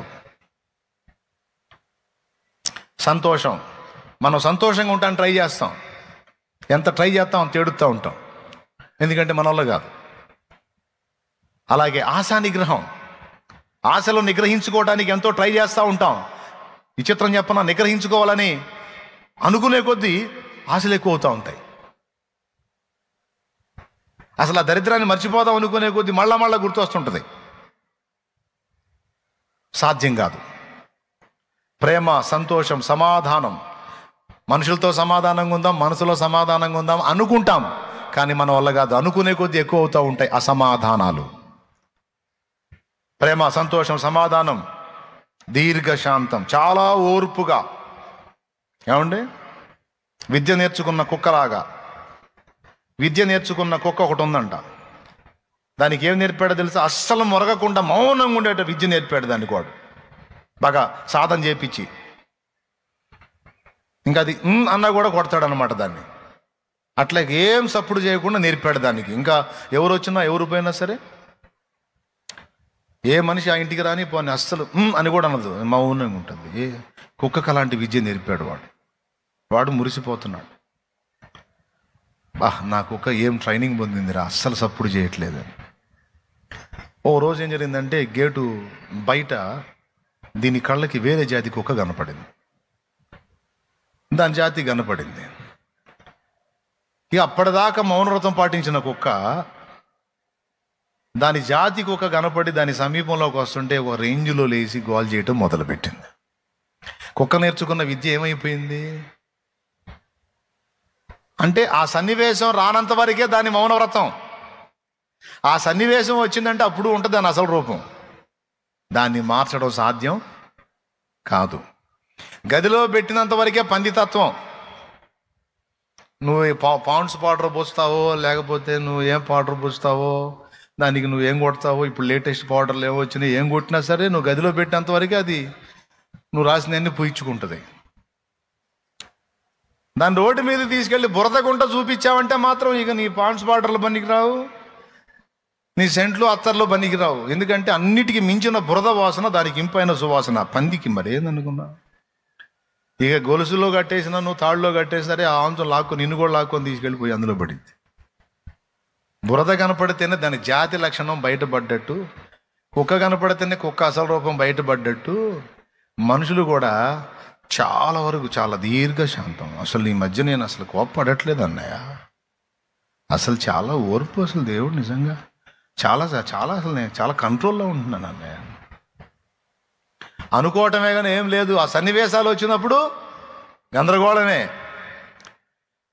అబద్ధాలు ఆడకుండా నిజం చెప్పండి, ఎంతమంది ఒప్పుకుంటారు? చాలా విషయాలు ఇంతే అన్నయ్య, అలా అనుకుంటున్నాను కానీ చాలా జరగట్లేదని. చేతులు ఎత్తని షో చేయకుండా ఎందుకు, నా దగ్గర ఎందుకు, ఎడన్నీ అనిపించి చెబుతున్నావు ఎడా. స్తోత్రం. అది ఇప్పుడు యథార్థవంతులు అనిపించారు. మీ ప్రార్థన ఆనందకరం ఆయనకి.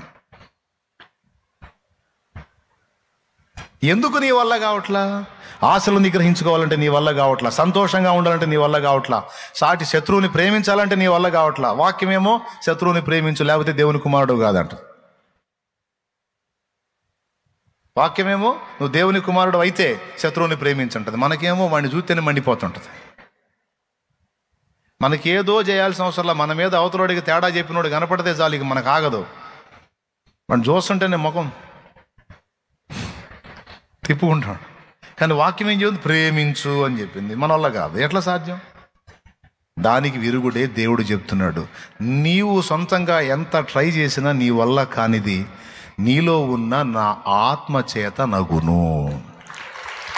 నీ శక్తి చేతనో బలమో చేతన ఇది కాదు, నా ఆత్మ చేతనే ఇది జరుగును. నా ఆత్మ నీలో ఉండి ఆ ప్రేమని, సంతోషాన్ని, సమాధానాన్ని, ఆ దీర్ఘశాంతాన్ని, విశ్వాసాన్ని, దయాళుత్వాన్ని, మంచితనాన్ని, సాత్వికాన్ని, ఆశానిగ్రహాన్ని ఆయన నీలో ఉండి నెరవేర్చాలి. ఆయన నెరవేర్చాలి, కానీ నీ వల్ల కాదు.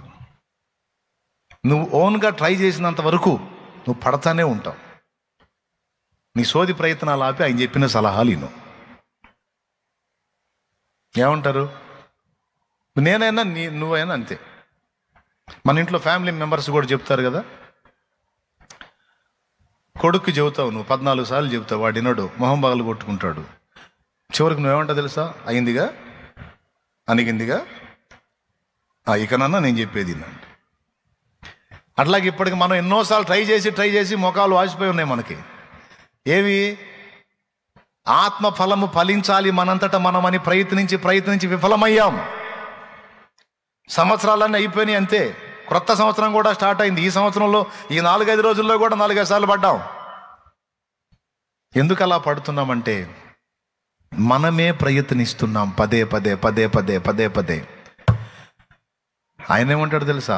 నువ్వు ప్రయత్నించటం కాదు, నీలో ఉన్న ఆత్మను ప్రయత్నించు.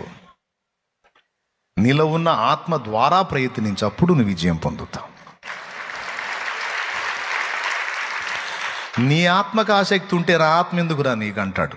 తల్లి, నీ సొంత ఆత్మకు ఆసక్తి ఉంటే నీకు నా ఆత్మ ఎందుకు? పిచ్చిబట్టా? నీ ఆత్మకు అంత సీన్ లేదు. నీకే కాదు, మొదట పుట్టిన ఆదాము కూడా లేదు. ఆదాము దగ్గర నుండి ఇప్పటి వరకు పుట్టిన ఎవ్వరికీ లేదు ఆ శక్తి. ఆఖరికి నా అద్వితీయ జనితైక ప్రియమైన కుమారుడు కూడా నా ఆత్మ సహాయం తప్పలేదు. ఆయనకే తప్పనప్పుడు నీకెట్లా? యేసయ్య కంటే గొప్పవాళ్ళం మనం. ఏమండి? వీళ్ళనన్నా 10 రోజులు ప్రార్థనలో ఉంచాడు, ఆయనైతే 40 రోజులు ఉన్నాడు. పరిశుద్ధాత్మ ఆయన ఎక్కడికి తీసుకొని పోయాడని ఉంది? అరణ్యం తీసుకెళ్ళి ఏం చేశాడు? 40 రోజులు ఆయన్ని సిద్ధపరిచి ఆత్మ బలముతో నింపి పంపించాడు. అప్పుడు వచ్చి ఫలించాడు యేసయ్య. మరి ఆ బలం రావాలంటే ఏం చేయాల్సి వచ్చింది? యేసయ్య అరణ్యపు అనుభవానికి వెళ్ళాల్సి వచ్చింది, దేవుణ్ణి గోజాడాల్సి వచ్చింది, శక్తితో నింపబడాల్సి వచ్చింది. ఇంత స్పష్టంగా దేవుని వాక్యం ఉంటే ఈ కూటం అయిపోగానే మనకు మళ్ళీ గుడ్డి కళ్ళు వస్తాయి. ఈ కూటం అయిపోగానే గుడ్డి కళ్ళు వస్తాయి, మళ్ళీ మనకి ఇవన్నీ మర్చిపోతాం. ఇంత స్పష్టంగా వాక్యం ఉంది అంటే నీ వల్ల ఏది కాదు. ముఖ్యంగా దేవుణ్ణి సంతోషపెట్టడం నీ వల్ల కాదు, నీ వల్ల కాదు. నువ్వు చేయాలి, ఆ పని చెయ్యాలి, దేవుడిని సంతోషపెట్టాలి, దేవుడు సంతోషపడే విధంగా నువ్వు నడుచుకోవాలి, ఆత్మఫలం ఫలించాలి, దేవుని కొరకు వాడబడాలి అని నువ్వు కోరుకుంటే, ఆత్మ యందు బలంగా ఉండాలని నువ్వు కోరుకుంటే, నువ్వు పరిశుద్ధాత్మ ద్వారా మాత్రమే అవన్నీ సాధించగలవు.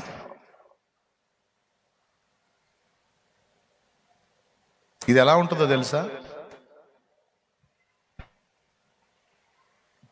నీ చిన్న బిడ్డ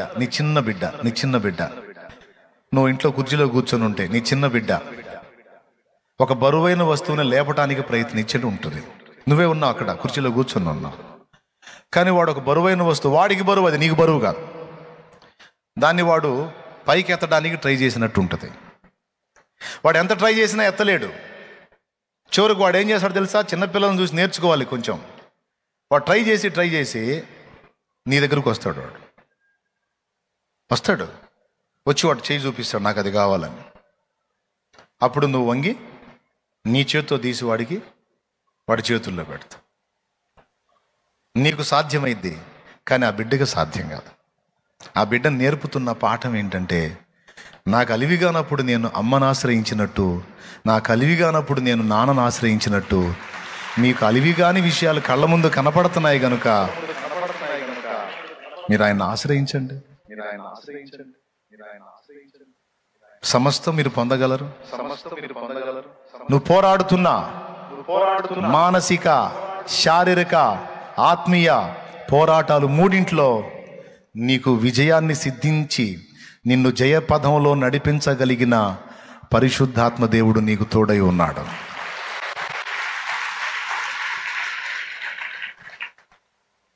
ఓకేనా? పరిశుద్ధాత్మ మన మీదికి రావటం, మనలో నివాసం ఉండటం ఎందుకు అవసరం అంటే, ఆఖరి మాట చెప్పి ముగిస్తున్నాను నేను. ఈ శక్తులు, ఈ బలాలు, ఈ ప్రభావం అంతా మనకి ఎందుకంటే, ఈ లోకంలో మనం ఒట్టిగా లేం, శత్రువుల మధ్యలో ఉన్నాం. మనల్ని భయంకరంగా ద్వేషించేటువంటి సాతాను, వాడి సిబ్బంది, దురాత్మలు, అపవిత్రాత్మలు, అంధకార శక్తులు, వీటి మధ్య మనం ఉన్నాం. అది అసలు విషయం. ఇవన్నీ మన కంటికి కనబడని శత్రువులు, కానీ ఉన్నాయా లేవా? లేకపోతే బైబిల్లో అన్నిసార్లు రాస్తాడా, ఆ దయ్యము వానిని ఎక్కడ పట్టెనో అక్కడ వానిని విలవిలలాడించాను అని, ఆ దయ్యము పట్టెనని, దయ్యం పట్టినవాడు ఇలా ఉన్నాడని, యేసు దయ్యమును వెళ్ళగొట్టాడని, అపోస్తలులు దయ్యాలను వెళ్ళగొట్టారని. అసలు ఇంకా చెప్పాలంటే ఆయన ఇచ్చిన అధికారాల్లో మొట్టమొదటి అధికారం దయ్యాల మీద ఇచ్చాడు. దీన్ని బట్టి ఏమర్థమవుతుంది మనకి? మన శత్రువులు మనకంటే బలవంతులు. భూమి మీద ప్రతిరోజు రాత్రి పగలు తేడా లేకుండా కనీసం ఒక్కొక్కడిని తక్కువలో తక్కువ అంటే ఒక 100 మంది శత్రువులు అబ్జర్వ్ చేస్తూ ఉంటారు మనల్ని. క్రీస్తు రక్తంలో కడగబడిన మనల్ని. లోకస్తులు అయితే ఆల్రెడీ చచ్చినట్టు ఉన్నారు, చచ్చిన స్థితిలో ఉన్నారు కదా. వాళ్ళు ఆల్రెడీ వాడి సంచిలో ఉన్నారు. ఎవరు సంచిలో ఉన్నారు? లోకస్తులు ఆల్రెడీ వాడి బ్యాగ్లో ఉన్నారు. వాళ్ళ గురించి అసలు వాడికి పట్టింపే లేదు. వాడి దృష్టి అంతా మన మీదే.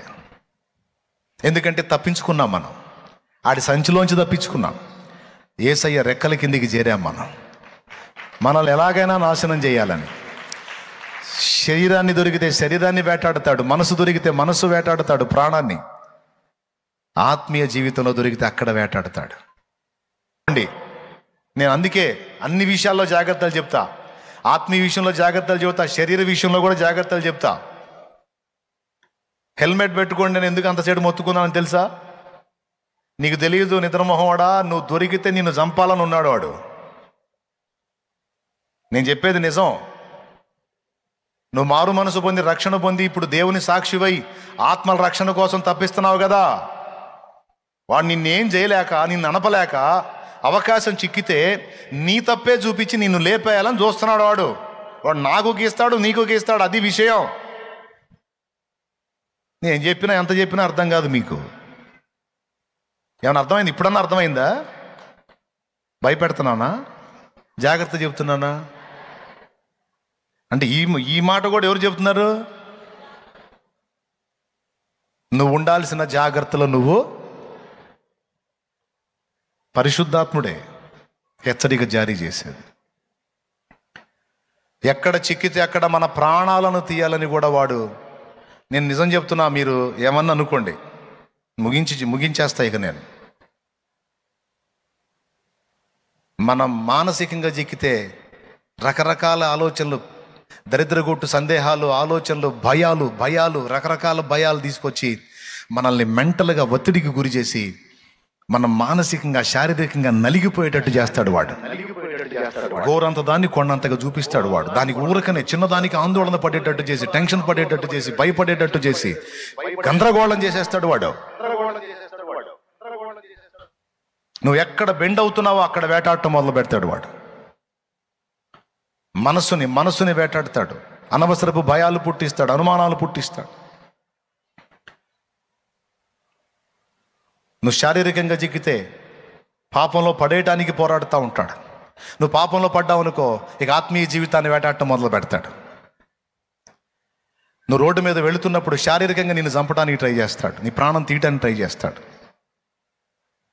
ఇలాంటి ప్రమాదం మనకి శత్రువుతో ఉంది గనుకనే ఇది కూడా మీరు నమ్మాలి. తన యందు భయభక్తులు గల వారందరి చుట్టూ దేవుడు తన దూతల్ని కాపలా పెట్టాడు. మారు మనసు పొంది బాప్తిస్మం పొంది క్రీస్తు రక్తంలో కడగబడిన ప్రతి పరిశుద్ధునికి దేవుడు తన దూతల కాపుదల ఇచ్చాడు. చాలాసార్లు నువ్వు గండాల్లోంచి బయటపడటానికి కారణం దేవుని అద్భుతమైన కాపుదల. దూతలే నిన్ను సేవ్ చేశారు.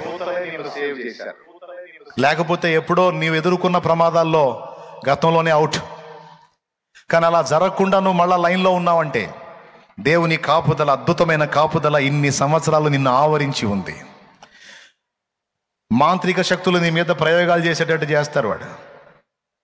కొంతమందిని నీకు శత్రువులను చేసి వాళ్ళ మనసులో నువ్వు నాశనం కావాలనే ఆలోచనలు పుట్టించి వాళ్ళు డబ్బులు పెట్టుబడి పెట్టి మరీ నిన్ను, నీ కుటుంబాన్ని నాశనం చేయడానికి మాంత్రికులను ఆశ్రయించేటట్టు సైతాన్ రేపుతాడు.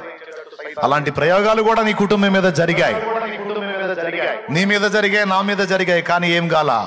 కారణం దేవుని అగ్ని ప్రాకారం.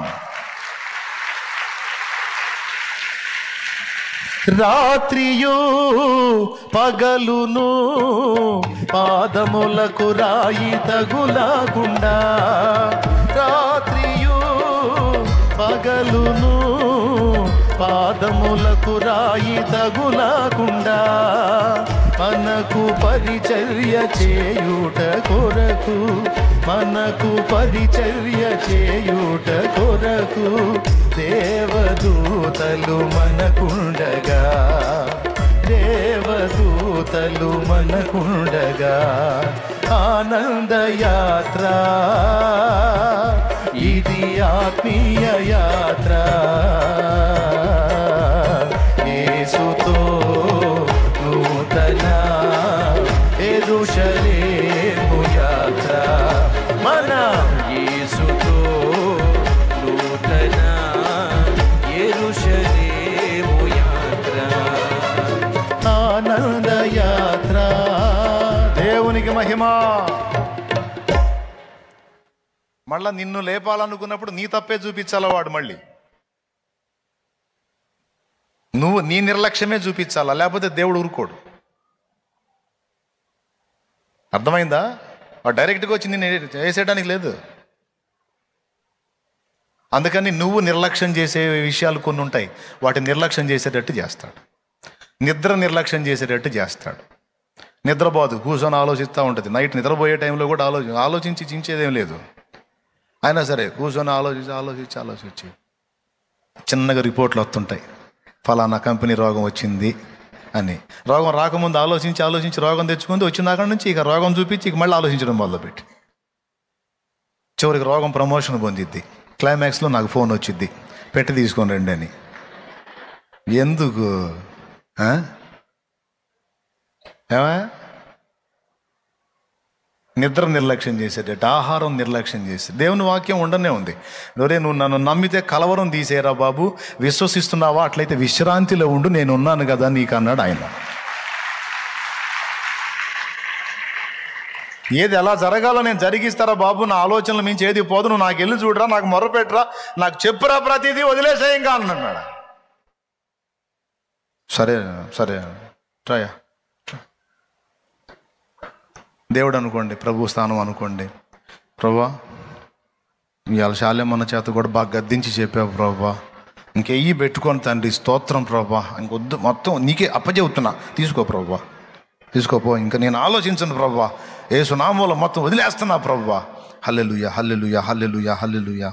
ప్రభా, అబ్బాయి సంగతి అప్పచెబుతున్నా, అమ్మాయి సంగతి అప్పచెబుతున్నా, అప్పుల సంగతి అప్పచెబుతున్నా, రోగం సంగతి అప్పచెబుతున్నా, సమస్యల సంగతి అప్పచెబుతున్నా, జాబ్ ప్రయత్నం అప్పచెబుతున్నా, మొత్తం అప్పచెబుతున్నా ప్రభా, యేసు నామములో అడుగుచున్నాం తండ్రి, ఆమేన్. అన్నీ అప్పచెప్పాడు కదా. ఇప్పుడు ఎట్ట పోవాలా? ఇట్లా పోవాలా? యేసు నామములో అడుగుచున్నాం తండ్రి. అయిపోయిందా? నువ్వు మొయ్యలేవులే ప్రభా. ఇట్లాంటి సోదరులను ఏం చేయాలా? ఏమండి, మిమ్మల్ని కాదులే, ఆయన మీ చింత యావత్తు మీ నెత్తిన పెట్టుకోండి అన్నాడా? ఉందా లేదా? నా మీద ఏంటంటే అర్థమైంది, నాకు ఇవ్వండి, నాకు అప్పచెప్పండి. ప్రార్థనలో మోకాళ్ళు వేసి, ఇప్పుడు నేను చెప్పాను కదా, ఇంటికి పోయి ఆవేశంగా చేసేది అదే, మొత్తం అప్పచెబుతున్నా ప్రభా. అప్పచెప్పినంతసేపు అప్పచెప్పి మళ్ళీ తీసుకొని సంకలో పెట్టుకొని తిరుగుతూ ఉంటారు. తిక్కలోళ్ళు అండి, తిక్కలోళ్ళు. ఈ తిక్కలోళ్ళని చేసేది కూడా వాడే. ఏంది, నువ్వు ప్రార్థన చేయగానే పోయినాయా సమస్యలు? ఆ చెప్పినోడు అంతే చెబుతున్నావు, నువ్వు కూడా అంతే చేస్తున్నావే. అట్ట కాదు, నువ్వు ఆలోచించాలి. ఎట్టా ఆలోచించు, ఎట్లా ఎట్లా అని చిన్నగా తవ్వకాలు మొదలుపెట్టి, నిజంగా ఎట్టా? నిజమే, ఏదో రెండు మాట్లాడట అనగానే దేవుడు చేసేస్తాడా? అసలు ఆయన నీ బోటు దానికి అసలు చేయడు, నీ బోటోడికి అసలు చేయడు. నిజమే, అసలు నేను మంచిదాన్ని కాదుగా, అసలు నేను మంచివాడిని కాదుగా.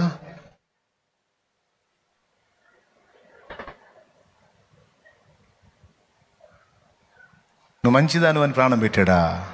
మంచోడు అని ప్రాణం పెట్టాడా? ఆయన రక్తంతో కొట్టేశాడు కేసులన్నీ. ఆయన కొట్టేసిన కేసులన్నీ మళ్ళీ ముందు పెట్టుకొని దరిద్రపు చేష్టాలని చేస్తూ ఉంటుంది, సోది ముఖం వేసుకోండి. నేను చెప్తున్నాను, నాకు అప్పు చెప్పేసి వదిలేసి నన్ను నమ్ముతున్నా, విశ్వసిస్తున్నావు కదా అంటే, ప్రభా విశ్వసిస్తున్నాలే కానీ నేను మంచిదాన్ని కాదు ప్రభా. మరి నువ్వు అంటే మంచిదానివి కదా, పొరపాటు పడ్డావా, సరే ఒప్పుకున్నావుగా, పాపాన్ని క్షమించాను అనేది కూడా నువ్వు విశ్వసించాలి. అదే నమ్మలేకపోతున్నాను ప్రభా, ఎందుకంటే నాలాంటి దాన్ని అసలు ఎట్ట క్షమిస్తావు ప్రభా నువ్వు? ఇది ఎట్లాంటిదంటే బోన్లో నిలబడి జడ్జి నడినట్టు ఉంటుంది. ఆయన క్షమాభిక్ష పెట్టాడు, ఏదో వదిలేశాడు, కేసు కొట్టేశాడు. కేసు కొట్టేసినప్పుడు పండగ చేసుకొని పోవాలా, అక్కడే నిలబడి అసలు ఎట్లా కేసు ఎట్లా కొట్టేస్తారు సార్? అసలు ఎట్లా కొట్టేస్తారు? నేను ఫుల్ తేడా అయితే, అసలు కేసు కొట్టేసావంటే నువ్వు తేడా, ఎరా నేను తేడా, పోనీలే పాపమని కేసు కొట్టేస్తే నేను తేడా. వేయండి రండి తీసుకెళ్ళి లోపల అంటాడు. చాలా మంది అంతే చేసుకున్నారు. కొట్టేసిన కేసులు మళ్ళీ తిరగదవ్వించుకున్నారు. మనుషులు కాదు మనం. దేవుడు వదిలేశాడండి, తీసేయి. నువ్వు అడిగావు, క్షమాపణ కోరుకున్నావు, దిద్దుకున్నావు, కథం. ఇంకా అది ఆయన వీపు వెనక పడేశాడు. ఎప్పుడు చూడడానికి వెళ్ళి వాటికి వెళ్ళి చూసే దరిద్రుడు ఒకడు ఉన్నాడు, వాడు సైతాను. వాడు ఆయన వీపు వెనక పడేసిన సరుకంతా తెచ్చి నీ ముందు పెడుతుంటాడు వాడు. అప్పుడు నువ్వేం చేయాలి తెలుసా? వాడు అవన్నీ తీసుకొచ్చినప్పుడు యేసు రక్తం పోస్తూ ఉండాలి దాని మీద. తేరా ఇంకా తెచ్చుకోరా, బస్తాలు తెచ్చుకో, మొత్తానికి యేసు రక్తము చాలు.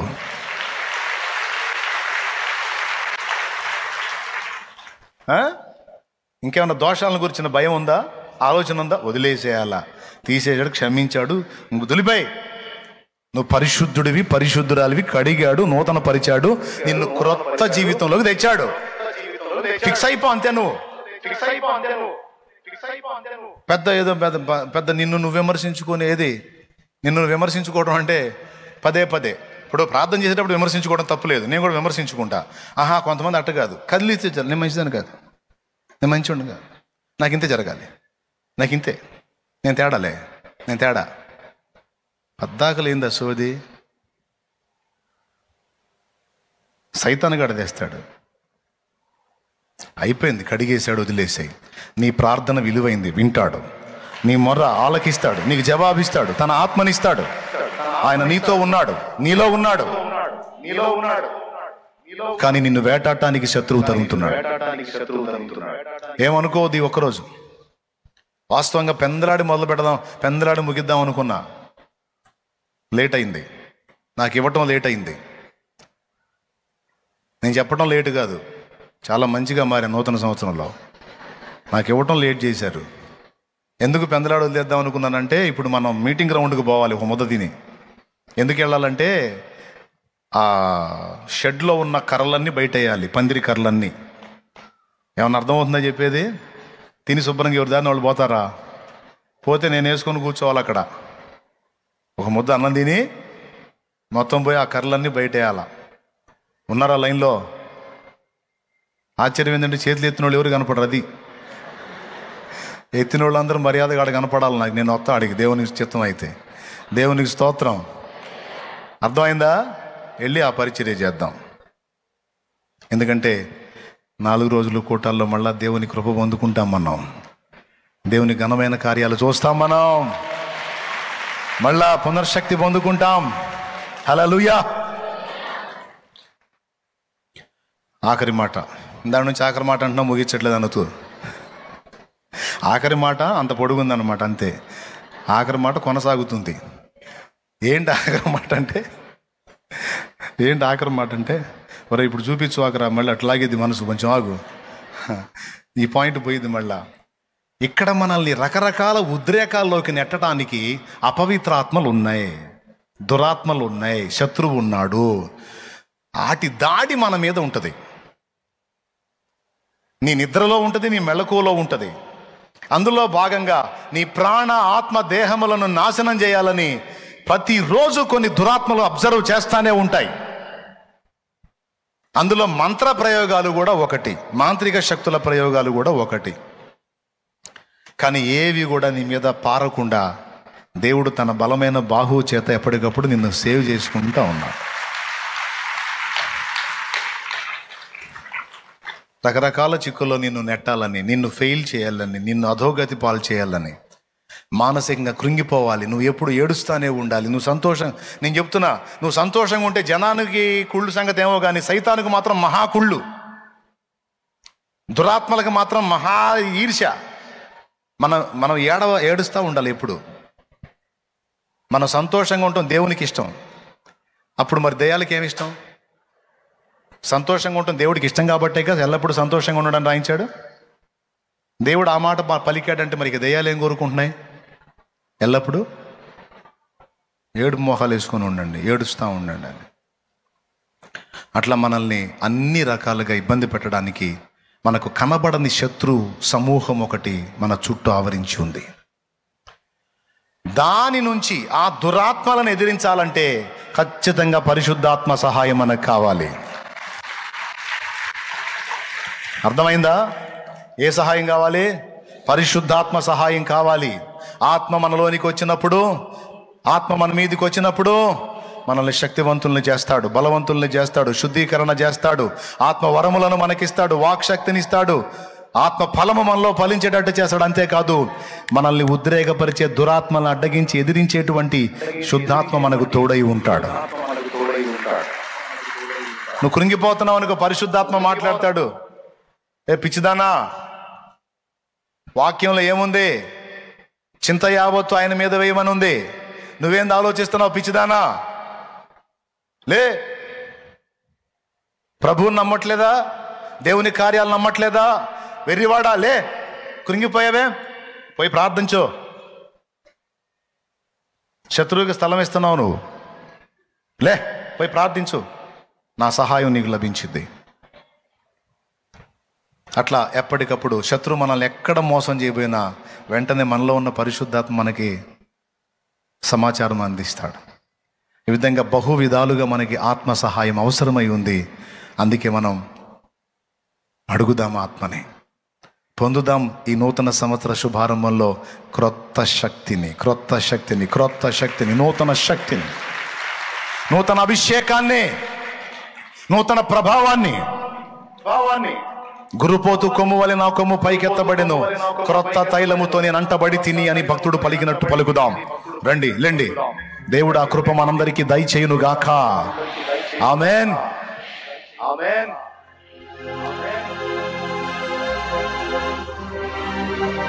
మనలోనే ఉండి, మనతోనే ఉండి, మనల్ని ఉద్రేకపరిచే దురాత్మలను అడ్డగిస్తున్న పరిశుద్ధాత్మ దేవునికి కృతజ్ఞతలు చెల్లించుదాం. యేసు నామములో పరిశుద్ధాత్మ దేవుని కృతజ్ఞతలు చెల్లించుదాం. యేసు నామములో స్తోత్రం, స్తోత్రం, స్తోత్రం, స్తోత్రం. శత్రువు తంత్రాలను మనకు బయలుపరిచి వాడి కుయుక్తులేవి మన మీద నెరవేరకుండా మనల్ని మానసికంగా, శారీరకంగా, ఆత్మీయంగా కాపాడుతున్న దేవాది దేవునికి స్తోత్రాలు చెల్లించుదాం. స్తోత్రం, చెల్లించుదాం. స్తోత్రం, స్తోత్రం, స్తోత్రం, స్తోత్రం. అందరం చెల్లించుదాం, మనసారా చెల్లించుదాం. ఇంతవరకు కాచిన దేవునికి స్తోత్రం, స్తోత్రం, స్తోత్రం, స్తోత్రం. ఇక ముందు కాపాడబోతున్న దేవునికి స్తోత్రం, స్తోత్రం, స్తోత్రం, స్తుతి, స్తుతి, స్తుతి, స్తుతి, స్తుతి, స్తుతి, స్తుతి, స్తుతి. దేవానికి స్తోత్రం, ఆత్మ దేవానికి స్తోత్రం. మమ్మల్ని కాపాడు మాట్లాడిన ఆత్మ, మమ్మల్ని బలపరిచిన ఆత్మ, ధైర్యపరిచిన ఆత్మ, స్వస్థపరిచిన ఆత్మ, నిబ్బరపరిచిన ఆత్మ, నెమ్మదినిచ్చిన ఆత్మ, దైవాత్మ నీకు స్తోత్రం, స్తోత్రం, స్తోత్రం. పరిశుద్ధాత్మ నీకు స్తోత్రం, స్తోత్రం. మాకై పంపబడిన ఆదరణకర్త నీకు స్తోత్రం, స్తోత్రం, స్తోత్రం. స్తోత్రం దేవా, స్తోత్రం. నీ అభిషేకం మా మీదికి పంపించు తండ్రి, నీ అభిషేకం మా మీదికి పంపించు తండ్రి. క్రొత్త తైలముతో మమ్మల్ని నింపు తండ్రి, క్రొత్త తైలముతో మమ్మల్ని నింపు తండ్రి. మమ్మల్ని నూతన పరచు, మా క్రియలు నూతన పరచు, మా నడిపింపులు నూతన పరచు, మా చర్యలు నూతన పరచు, మా జీవిత విధానాన్ని నూతన పరచు.